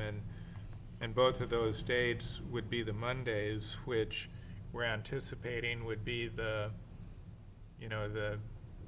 non-policy generally. Mm-hmm. The ones that might be most likely to be canceled if we were going to cancel one, Yeah, perhaps? right. So, and if there's not enough to justify having the meeting, then we can easily cancel it. Staff can advise us 2 weeks out or whatever, that based on what's in the pipeline. It's just a suggestion, but I thought Supervisor Smith's comment did have merit. We could bring the 13th on, and then also on March 26th, which is First 5 at 1, we could do the morning of March 26th, so we could add that. Correct. If you'd like. And then April is 4, and May is 4, June, and July, August, And then September. November would The be rest are, except November is 3 days. Yeah. but- Well, no, in it'd be December. the 6th, 13th, and 26th. So Right. 3 in November. Mhm. So it's a meeting 3 weeks out of Right. 4. So with that discussion, and before we get to a motion, is there any public comment on this item? Seeing none, Supervisor Brown. I was just going to point out that we do have a motion, but there hasn't been a second. It was made by Supervisor Pinches. So. Well, he did say he would move. That's what I said. The recommended action. To move means a motion, right? Well, you were pretty quiet about it. Mr. Chair? I missed it. I do have one comment that you need to keep in mind that you will continue to sit as the BOE until the Assessment Appeals Board is Right. formed, and that may or may not take, some time. I don't Right. know. And we have we have them in. Well, it must be moving right down the road because they're taking applications right now. So, You've got a bunch of them. We have had the appeals board posted There are very specific requirements, though, to sit on the I was appeals told board. yesterday she's got a whole file of them. Oh, I haven't heard that, but So back to business here, there is a motion to move the recommended action. Is there a second to the motion? I'll second. Second by Supervisor Say- Ham. Gary, you got your pen up. Well, Oh, yes, so Supervisor Brown. I'm just wondering, you've made some suggestions, Chair McCowan. Do you want those incorporated, Supervisor Pinches and Supervisor Hamburg? That was my thought. So Yeah, I thought we'd incorporated those additional days. Supervisor Pinches? Fine. Okay, so the 2 additional days, February 13th, March 26th, is that? Those are partial days, is my right. understanding. Pardon? Those are the 2 days that I Well, added. staff will schedule, but, okay, so with that amendment to the motion, we have the motion by Supervisor Pinches, second by Supervisor Hamburg. Could I? Oh, Supervisor Yes, Smith. I had a comment. I'm noticing in the comparisons of the two, it's just, one consideration I think would be better is if we go back to the previous one for September where we had the dates lined up. I mean, then it would give us that break of a week at the end of September, because right now we have the BOE on the 17th, and then we drop down to the 25th, not knowing if we're doing BOE or not. If we are doing BOE, we will be here, but even if we're not doing BOE, we probably will have our regular Monday, Tuesday configuration. I just think it would be better to put them together, because that's how it was on the first calendar. There's 17th and 18th? Right. Well, we have to do the 25th because the auditor needs 2 weeks from the time that the budget hearings are done, completed, until the time that the auditor comes out with the final numbers. So that was the reason for the 25th. And how come the 17th couldn't become the 24th? September 24th is first 5 again. So, you know, we could, we could move the 17th to the 24th. First 5 is at 1 o'clock, so you would do, if you're still doing BOE, you would do BOE in the morning. If you're not, we could have the board meeting in the morning. So we could drop the 17th. It just gives you half a day, it doesn't give you a full day. However, with the budget hearings on the 10th and 11th, and possibly the 12th if you need to go 3 days, you could still do board business on the 10th, so. That was the problem with Yeah. Mondays, was the other committees. So based on that discussion, is there any further revision to the motion? I think I'd like to move it to the 24th, and the CEO said that could work, right? We could do that. We could move that to the 24th, take out the 17th. To the maker of the motion? I haven't That checked. work? Sue ran the check. I don't have a Change problem that? with any of it. Doesn't matter. Okay. And the maker of the second? I'm like Johnny, I'm going to be here. Okay, all those in favor say aye. Aye. Those opposed, hearing none, carries unanimously. Supervisor Brown, did I miss you? No, you did not miss me, but I just wanted to ask, and this is awful to put this on staff, it's a burden, but I would like to ask how soon the calendars can be done based on Changes. the changes, yes. So I can get my calendar set up for the year? We'll get the revisions done and this calendar to this board this week. Okay. So you should have it by tomorrow. Okay, thank you so much. Item 6B, discussion and possible approval of board special assignments appointments as recommended by the chair. And the ink is not quite dry on that. And I might make a couple of comments. We have been researching some of the different committee assignments, and some of what had been on our list was either not actually a Board of Supervisors appointment, or it was not active, Solid Waste Hearing Panel being one of those. And we've kind of restructured it, so instead of having 2 columns listing the appointments, they're all listed in one, and the people appointed to them are in the other column, and I think that makes it a little more simplified in terms of following what's going on there. The the appointments list is unbalanced, and Supervisor Hamburg and Supervisor Brown both have a significant workload by this list, and generally that's a function of that's what they signed up for and said they were willing to take on. But we do have two folks that have a significant number of assignments, and the rest of us have a smaller number. There was two items on here I want to discuss. One of them was the Fishnet 4C. There is a staff notation on the list that says that's 1+ chair. And so we've been trying to verify with Fishnet 4C if, and presumably their, documents of incorporation call for there being appointment of a chair and one other member. I'm also informed that we've never actually joined the Fishnet 4C and that there would be a fee to do so. Supervisor Brown. Thank you, Chair McCowan. Actually, with Fishnet 4C, after Supervisor Charles Peterson left the board, there was no attendance at Fishnet 4C, and our county voted because the majority of the county, with the exception of the upper Russian River watershed, was with the 5C, or the 5 county to the north of us, which was called the Northern California ESU, whereas the Fishnet 4C was called Central California. So just that portion of a watershed got put with Sonoma, Marin, San Mateo, and Santa Cruz. And when I came on the board, I was taken back that nobody had participated, although I know Water Agency received agendas, and so I wanted to make sure we were a part of that. Well, we signed on, we being Mendocino County, signed on to an MOU with the 5 county effort rather than the Fishnet 4C. Fishnet 4C, the counties I mentioned, minus us, all signed the MOU. And they have to have in-kind, they do in-kind to the grant money that gave them a staff person who is now gone.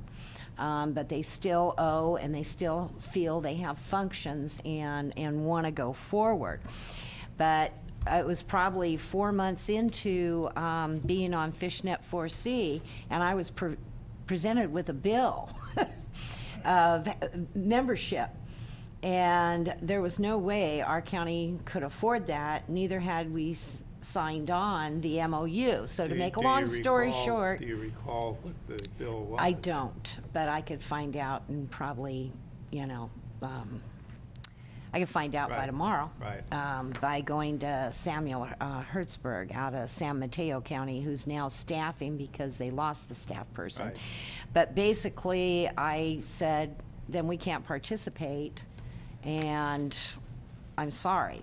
And they said, but we want your participation. You're not part of the MOU. And I also had made that clear to them, even though I had participated. So basically, I haven't been pushed for any money. Right. And I don't think Supervisor Hamburg, who joined me this year, has either. So we're researching the ins and outs of that, and thank you very much, Supervisor Brown, for the information. So since it sounds like we're not officially a signatory, then we're not bound by it has to be the chair plus one. The current configuration is Supervisor Hamburg and Brown. I'm happy to continue that while we sort the rest of this out. On the other hand, Supervisor Hamburg, you do have an ambitious list of assignments, so I'd leave it to your discretion if you'd like to stay on Fishnet 4C, or I could take that on if you prefer. I would be happy to let you take that on, Mr. Chairman. Okay. I am just looking at my list, and it's a good list. Okay. Of commitments, so. All right, so we'll I'll relinquish that one. And then also, I hadn't put something in for the Workforce Investment Board. Supervisor Pinches is currently on that. I think the appointments you made is a good person to put on that board. TBD? Yeah, to be determined. You know, there's- And my only thought there was, I was wondering if that was complementary to the Economic Development and Finance Corporation, to the degree that one of the appointees to EDFC perhaps should also serve on the Workforce Investment Board. And I'm open to thoughts on that. That's a good point. And how often does that meet, Johnny? About every second month. You know, if I may, Madam Chair, Mr. Chair, I'm so used to it. We change I- is difficult. Yeah, right. He's change not a is difficult. madam, he's a John. Anyways, you know, frankly, the Workforce Investment Board, if you're gonna put a rep on it, to put it on the EDFC is fine, but also there's an EDFC rep that already goes to that. I don't know what all their labels are, but there's a whole room full of people there. You know, there's 27 federal work related programs going on. The federal government in funds the 20. county here? No, not in this county, but there's 27, but this is just one of them. Frankly, to be real candid, what I've seen the Workforce Investment Board is be nothing more than basically burning the grants. I mean, the success rate is pretty small. I don't see, if there's a meeting comes up and I have other meetings, that's the meeting that I will drop and not attend. Because frankly, I don't feel that I contributed anything to it, nor did I feel that I had the opportunity to contribute too much for it. But if somebody wants to take it on to go sit in the chair and fill up a chair and to listen to the ritual, fine and dandy, but So you didn't feel there was much opportunity to set policy or? no. Supervisor Brown. Thank you, Chair McCowan. And the point I want to make with that, and I thank you for your input, but I really feel we should have an appointee that really finds out if, you know, a supervisor sits on it or not. For instance, the PCCY, we deleted as having a supervisor sit on that particular body and found out it was against the WNI state code and against the rules actually adopted by the body of the Board of Supervisors of the time. And so anyway, I just feel we need an appointee there, and maybe that person will feel like you, but on the other hand, who knows? One of the great successes I've seen with PCCY is they're revamping everything and going back over their bylaws, the WNI code, filling all their seats, and it's revitalized. There was a full house, and it really was a very good meeting yesterday. So there's opportunity there as well. That would be my suggestion, that we do the appointment and maybe come back to that at a later time, because it may be, in order for that board to function, they do have to have a supervisor appointed. I think it's a good idea, Supervisor Chairman McGowan said, to put somebody like that's on EDFC or something to keep that alignment there. I agree. Would you like to be on EDFC? Who's on there now? Myself and Supervisor Hamburg. Or would Supervisor Hamburg be willing to relinquish that one? I think you've been pretty involved, though. I'm actually not wanting to relinquish that one. Okay, great. Don't look at me, you got one. Well, we need two. Not really, no. You can No, have an. EDFC is you two. You can have an alternate, right? Huh? You can have. Well, you could be the EDFC rep, is what the chairman is saying. But you just said you wanted to be. Well, I'm on it currently, but. That's fine with me. That was for the win. Okay, so based on the discussion and the and Supervisor Pinch's inability to contain his enthusiasm at serving on the WIB, I'll pencil my name in there, if that's okay. It's more than okay with me. Okay, so those are my comments to the calendar, other than it's one of the more challenging things to try and come up with something that balances everyone's requests and interests, and I think everyone who's sat in this chair has struggled with that. So this is my best effort, and with that, I'm open to comments from the board. I think you did a good job. Supervisor Smith. Thank you, Mr. Chair. The only comment or the thing that jumped out at me is MCOG, and I was really hoping to stay on that for my final year. But more than that, it's looking at, I don't see it so much as you said, Mr. Chair, the numbers, and you clearly said that, I think it was Supervisor Hamburg and Supervisor Brown both had quite a bit, their names were here quite frequently, and they are. But I look at it more in terms of like some of these assignments, they don't meet very often, or there's less work involved, or they even meet on an irregular basis. So you look at the heavier assignments, and some folks have quite a few of really time consuming, and I think pretty all-inclusive assignments. I think of CSAC as being one of that for Supervisor Brown.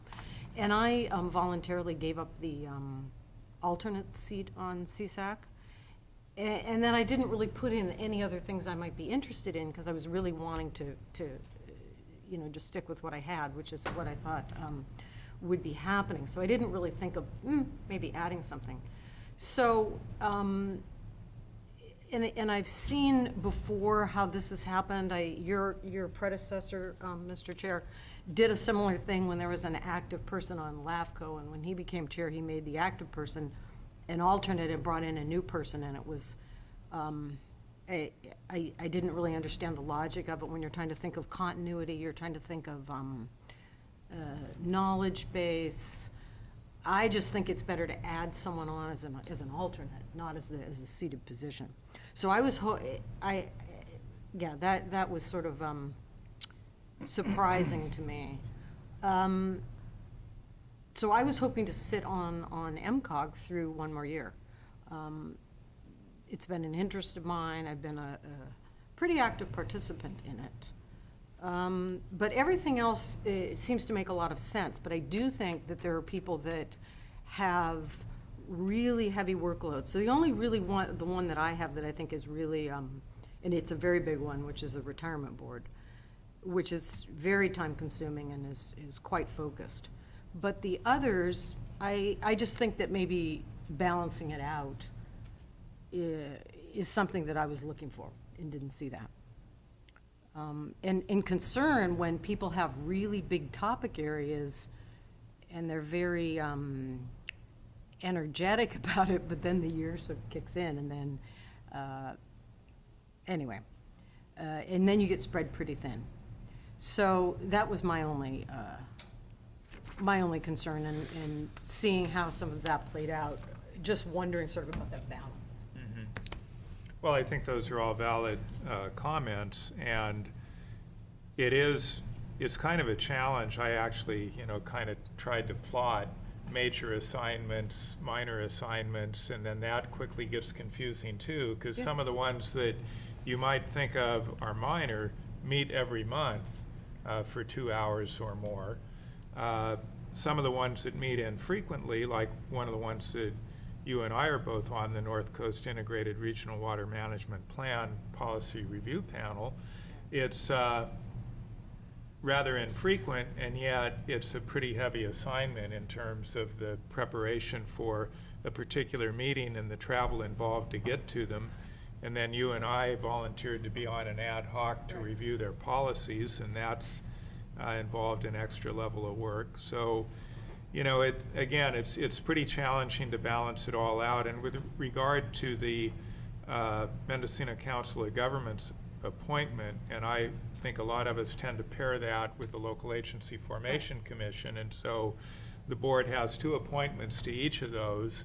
And, I think, at least in my mind, and maybe others as well, those are kind of the key appointments from the board for the chair assignments. And it becomes a math problem in that there's 4 key appointments and there's 5 supervisors. So we're never all going to be able to each have one of those. And I know that Supervisor Brown, who has been on the board for 3 years now and has yet to serve either on MCOG or LAFCO as the appointee. So that was one of my considerations there, and she had requested either of those appointments, and I just thought it made sense to give her the opportunity. But with that, and let's be clear too, these are the board chair's recommendations, and it will be the decision of the full board. So other comments to the appointments list? Well, if Supervisor Smith feels that strongly, I'll be happy to step down. I mean, I really would like to serve once as the appointee of one of those. Sure. And have not, and I'm in my 4th year. And so I specifically put that down. No, I understand that. I think it's important too, Mr. Chair, to mention that we've never had an alternate before to MCOG. This is new. This is new this year. And I am appointing you to that alternate position. Right. That's been an opportunity that's been available, right, and we haven't taken advantage of it. And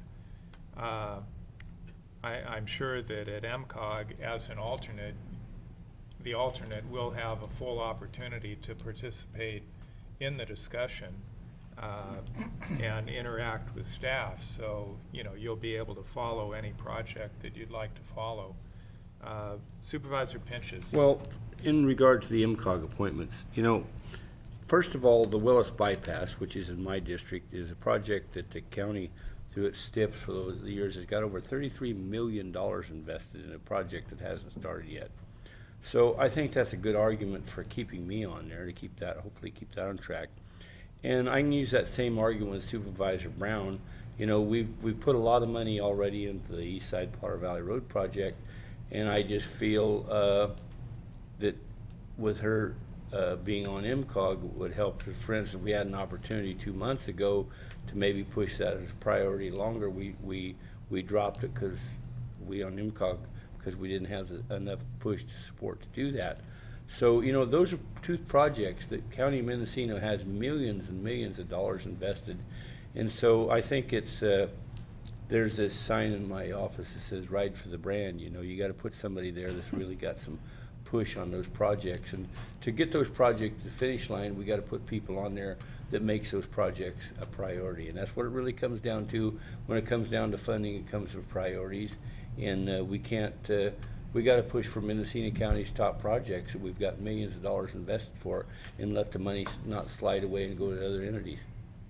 Well, I agree with you, Supervisor, and that's actually was part of my thinking also, in that we do have that project that's been in the works for a long time, and there's no substitute for actually being in the decision-making role and having a vote. So I would encourage Supervisor Brown to not defer on that appointment. So, and you are in your 4th year, and I think you should have the opportunity to have one of those appointments. I don't know if Supervisor Hamburg or Smith. Supervisor Smith is first. Supervisor Smith. Well, to Supervisor Pinch's point, I don't see it the same way in terms of how the decision-making happened.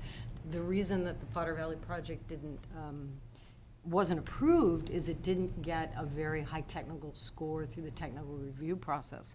That's why I brought it to this body, saying we need to have a different process internally. We need an internal working process to work with our DOT director, hopefully a planning director, people that are very, very skilled in grant writing, and we need to be able to coordinate our proposals in a better way. So I don't really think it has to do in this case about who's sitting there with respect to projects and thinking that because they're district specific. I really don't think that's what it's about at all. I think it's about Mendocino County, with all due respect to all the staff, we have to find a better way to market our projects. And I brought that up at our last meeting, and I think that's also true of the Calpella project, and it's true of the Casper Sidewalk project. Casper Sidewalk project's been around as long as I think the East Side Potter Valley Road, and it's, you know, it can't seem to get going, and I think it's because of the way it's rolled out by technical staff. I don't think it has to do with the county voting members nor the entire MCOG voting members, so that's fine. But I just wanted to cover that. Thank you. Supervisor Hamburg. Well, I think that, you know, along with Supervisor Pinches, who I think, you know, really has a commitment to stay on MCOG, and he's given a good reason to do that. I actually think either Supervisor Smith or Supervisor Brown would do a good job, and I can think of reasons for one, I can think of reasons for the other. I do have some feeling, as a supervisor who represents the coast, that coastal inland thing with the transportation money makes some degree of sense. I mean, I have to advocate for there being a coastal supervisor on MCOG, and there's other arguments, but that's one of them. But just to make a suggestion to deal with something you brought up, Mr. Chairman, I would trade places with Supervisor Brown on LAFCO and become the alternate on LAFCO, sit where you sit, and and then Supervisor Smith could stay on for her last year on MCOG. I don't know. I mean, I realize that, saying Supervisor Brown's in her 4th year on the board and has never served on either of those two boards as the representative, and I just thought perhaps if she and I trade places, then, I could keep my finger on what's going on in LAFCO without actually being the board's rep. So I would be willing to do that.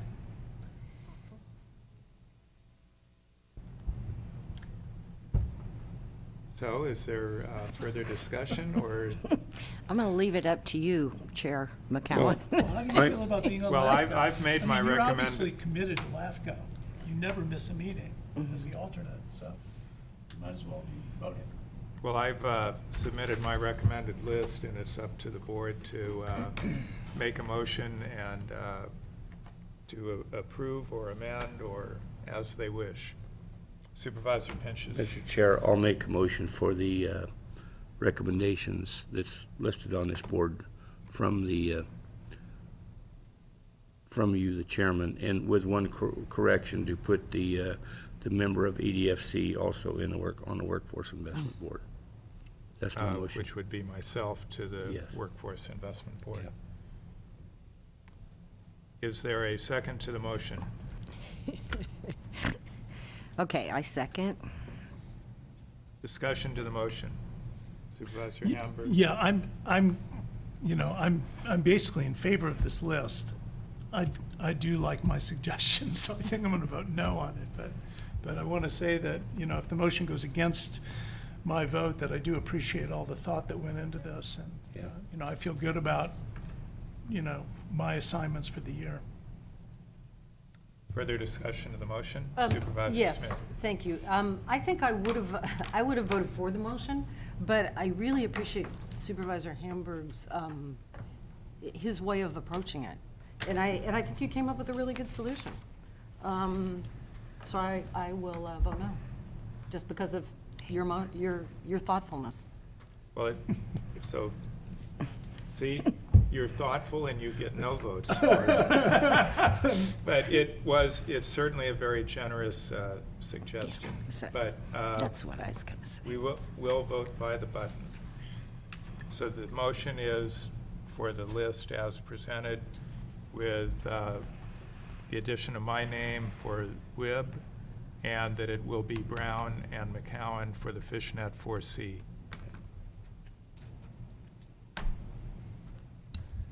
Motion passes with Supervisors Smith and Hamburg dissenting.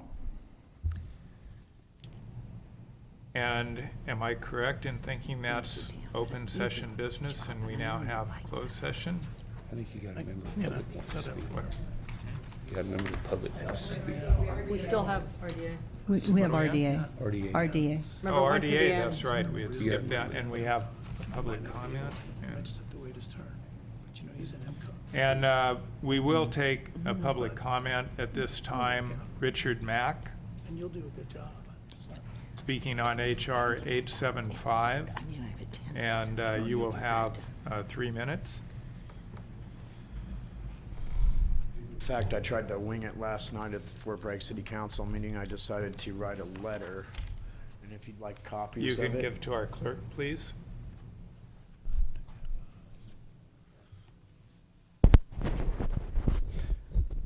Okay, to whom it may concern.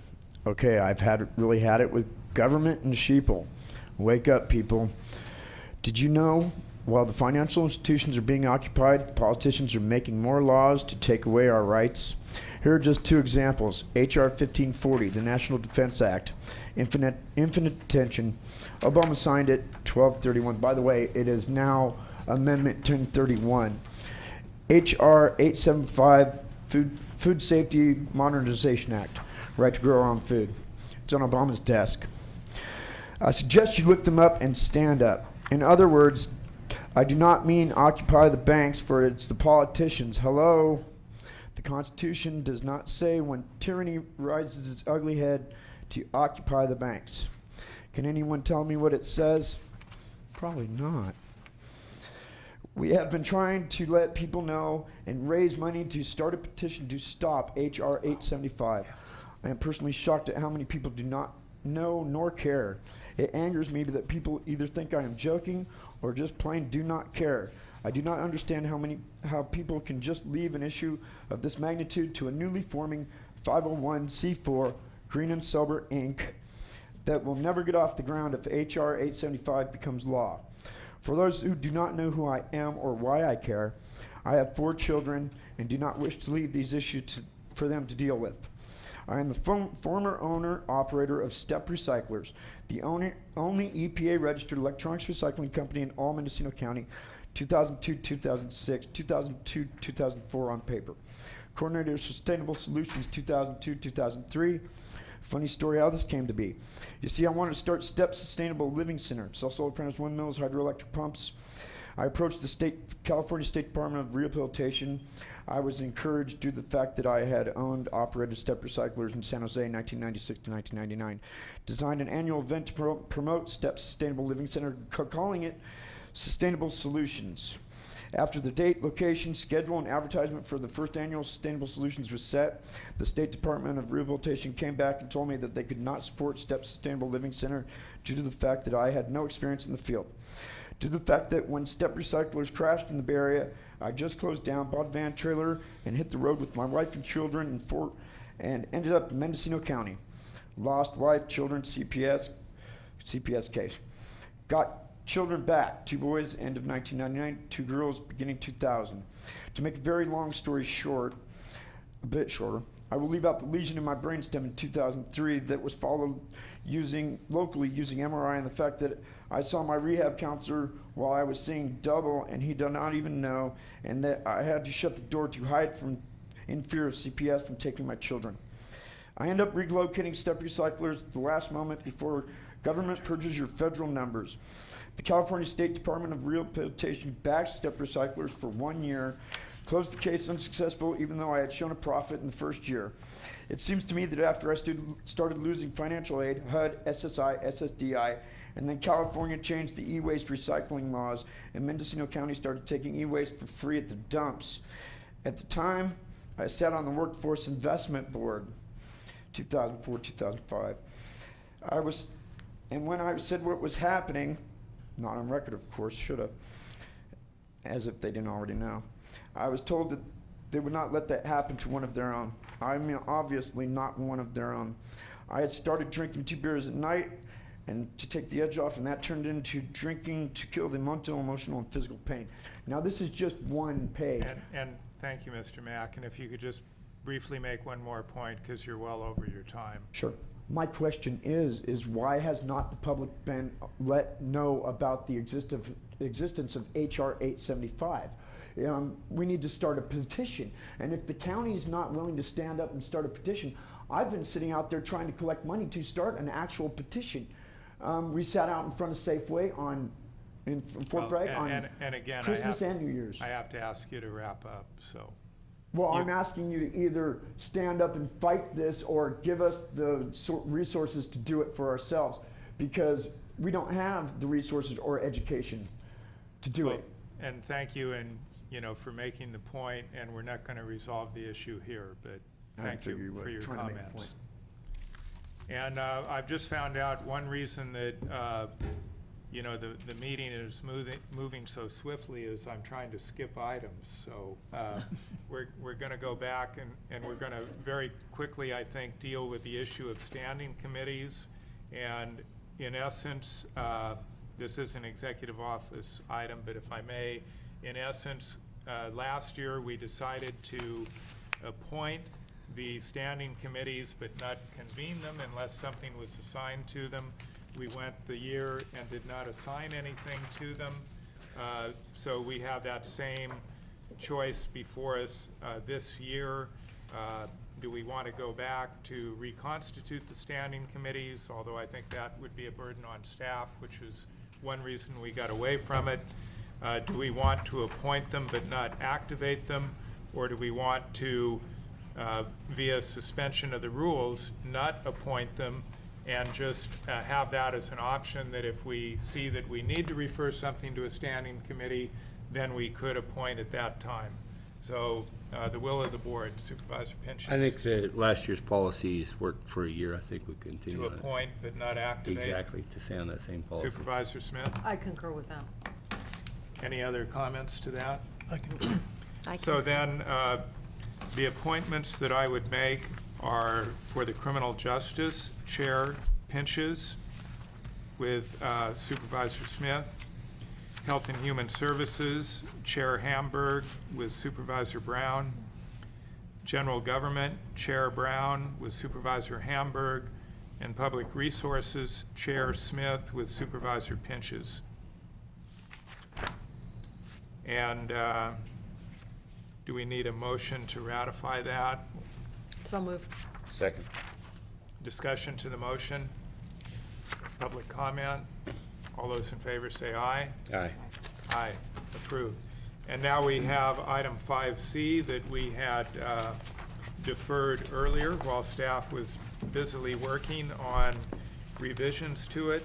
So information related to a recent Supreme Court decision dissolving all redevelopment agencies in the state of California and adoption of resolution electing the County of Mendocino to serve as the successor agency. And actually, it will not be at this time the successor housing agency, but it will be the successor agency to the county's dissolving redevelopment agency. And this is an executive office item. And Mr. Dunnicliff. Mr. Chair, members of the board, in January of last year, the governor announced his intent to eliminate redevelopment agencies as a budget balancing strategy. The legislature then enacted and the governor signed Assembly Bill 1X26, which was the RDA Dissolution Act, and Assembly Bill 1X27, the RDA Voluntary Program. These bills took effect on June 29, 2011. The RDA Dissolution Act immediately suspended all new RDA activities and the incurrence of new debt, and most importantly, dissolved all RDAs effective October 1st of 2011. The RDA Voluntary Program allowed the sponsoring jurisdiction of an RDA to void dissolution of their agency by agreeing to make specified payments to schools and special districts. The legislation was quickly challenged, and the California Supreme Court stayed portions of both acts while the matter was under consideration. On December 29, 2011, the court delivered its decision in the case, finding the Dissolution Act largely constitutional and finding the RDA Voluntary Program unconstitutional. The court's decision is final and means that all California redevelopment agencies, including the redevelopment agency of the County of Mendocino, will be dissolved under AB 1X26. No RDA will have the opportunity to opt into continued existence. As a result, the county RDA will be dissolved on February 1st, 2012, and a successor agency will take over the winding down of affairs of the agency. The Dissolution Act continues the suspension and prohibition of most redevelopment activities, which has been in effect since June 2011. It also dissolves RDAs as of February 1st of this year, which is the new date established by the court. It creates successor agencies and oversight boards to continue to satisfy enforceable obligations of each former RDA and to administer the dissolution. And finally, it establishes roles for the county auditor controller, the Department of Finance, and the state controller's office in the dissolution process. The Dissolution Act provides that the county, as the jurisdiction that formed its RDA, will automatically become the successor agency unless you decide not to prior to January 13th. In that case, the first taxing entity making a proper election would be designed or designated as the successor agency. The Dissolution Act also authorizes the county to elect to become the successor housing agency of the former RDA and to retain the housing assets other than the existing housing fund balance and affordable housing functions of the former RDA. If the county does not elect to become the successor housing agency, then the Community Development Commission of Mendocino County or the State Department of Housing and Community Development would take on that role. The successor agency is permitted to receive an annual operating budget to defray its administrative costs. This is an amount up to 5% of the property tax increment allocated to the successor agency for fiscal year 11-12 and up to 3% of the tax allocated in future years. As currently written, the Dissolution Act is unclear whether the successor housing agency is allowed to recoup administrative costs. It's possible there could be some unreimbursed staff time associated with the distribution of housing funds that may be received by the successor housing agency. The Dissolution Act also provides that the liability of the successor agency is limited to the funds and assets it receives under the Dissolution Act to perform its functions. Thus, if the county takes on the role of the successor agency, the general fund will not be exposed to undue liability in discharging the obligations of the former RDA. One of the last points is that the oversight board that I had mentioned, the actions of the successor agency will be monitored and in some cases approved by an oversight board. Each RDA will have a statutorily prescribed oversight board to oversee the actions of the successor agency. Within the County of Mendocino, this means there will be a total of 4 7-member boards, one for the county RDA and one for each of the former RDAs of the city of Ukiah, Fort Bragg, and Willits. All of these boards are to be established prior to May 1st of this year. The composition of the county's board is expected to be as follows. The Board of Supervisors would make 3 appointments. One of those would be an appointment, an undefined appointment. One would be an appointed member of the public, and one would be an appointed, one appointment would be a former employee of the RDA, the county RDA. 2 appointments would be made by the county superintendent of education, 1 appointment by the chancellor of California community colleges, and 1 appointment by the largest special taxing district taxing entity in the area, which is the Ukiah Unified School District. The County Board of Supervisors will be making 2 appointments to each of the city RDA oversight boards. At this time, it is recommended that the board accept the modified resolution that's in front of you, electing to serve as the successor agency and directing staff to file the appropriate notification of this election in accordance with the Act. Staff will be returning to the board on January 24th for a separate decision on whether or not the county will serve as the successor housing agency. And additional related items are going to be coming forward in the coming weeks and months with additional details as they become known. And that concludes my presentation. Supervisor Pinches. Why would we want, if they're gonna, this is just for the RDA, that's not the housing part. We'll make that decision later. Well, why would we, if they're gonna dissolve it, why would we still want to be part of the bureaucracy of it if there's not gonna, I mean, I'm for getting out of it completely. And I'm the same for turning over the housing part to the RCHD? CDC. We're not sure it would wind up with them. But Well, Mr. I'm Dunn- just saying, I mean, if they're dissolving RDAs, then why do we want to keep part of the bureaucracy part? Why don't we just get out of it? Well, let's get the answer. No, I just asked him that as a, Well, I know I we're gonna. asked it a question, but that's my Well, I feeling of it. believe, Mr. Dunnacliff, you might have an answer to that. I can provide some perspective.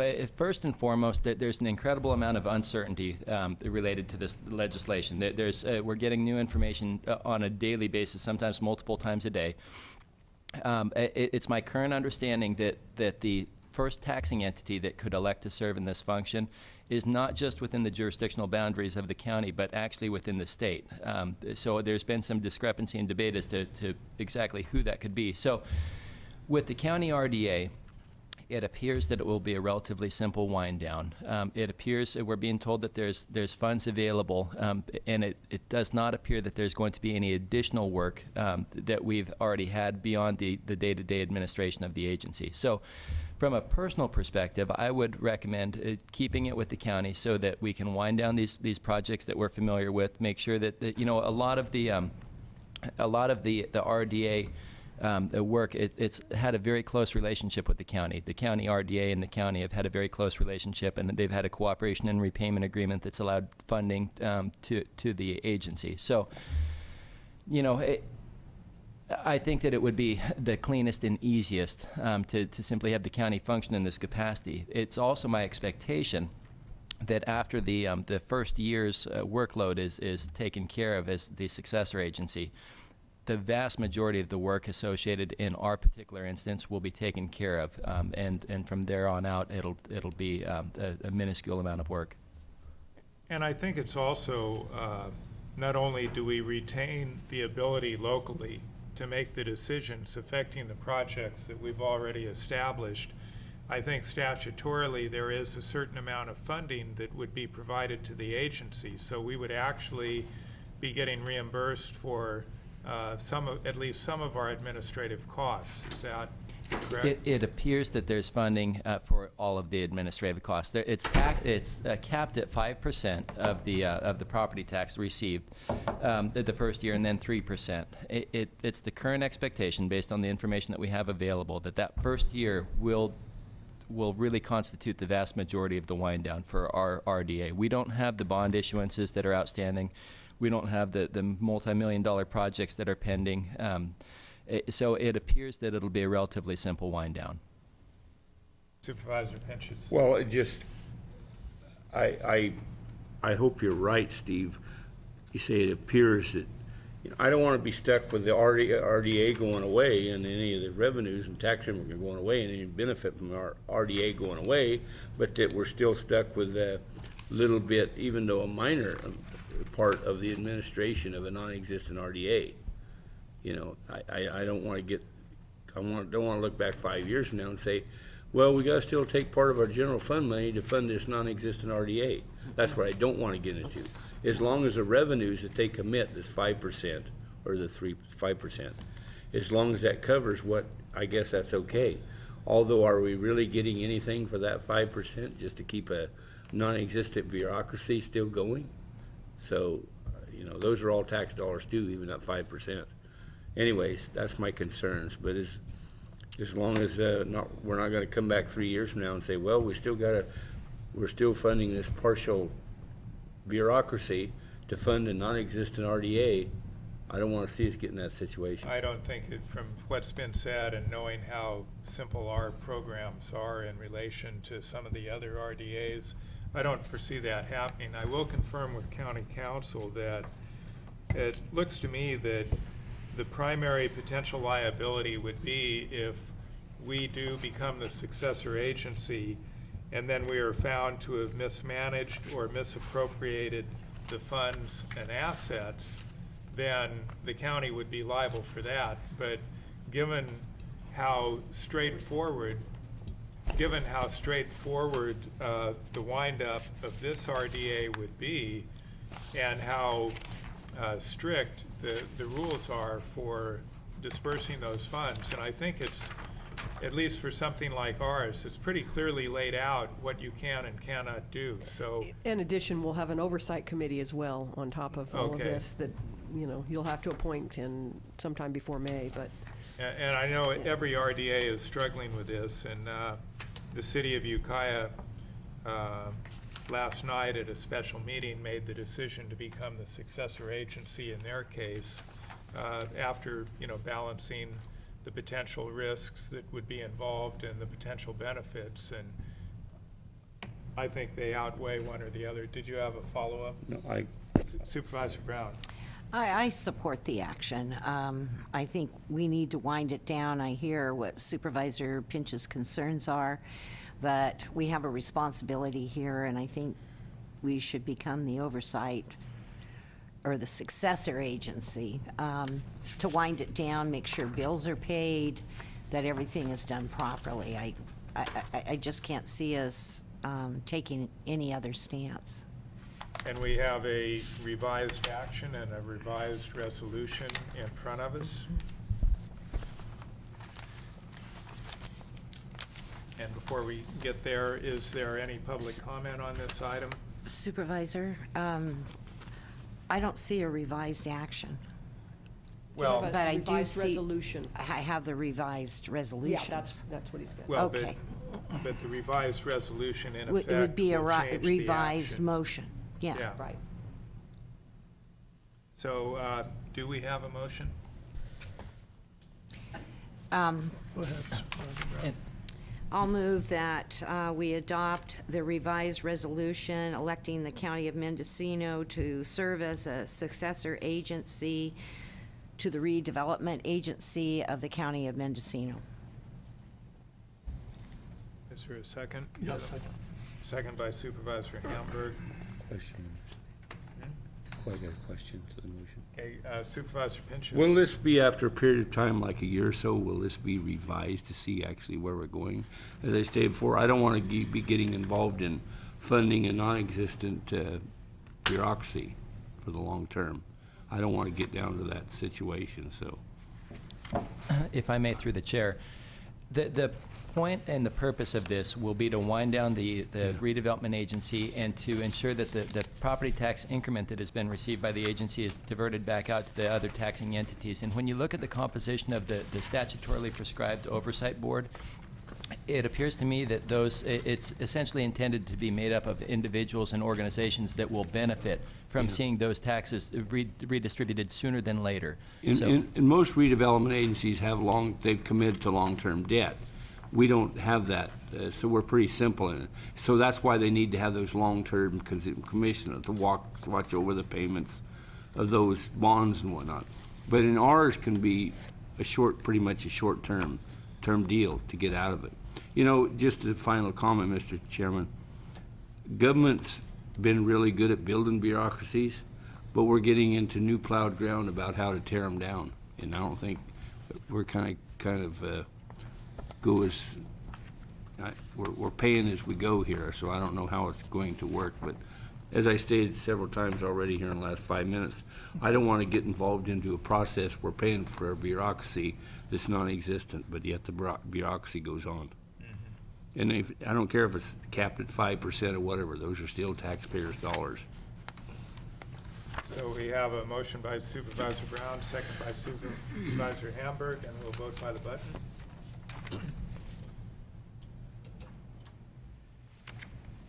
Motion passes unanimously. And is there any other open session business that I've missed? So we will adjourn to closed session and then reconvene to report out of closed session. Thank you, Steve. Thank you, Steve.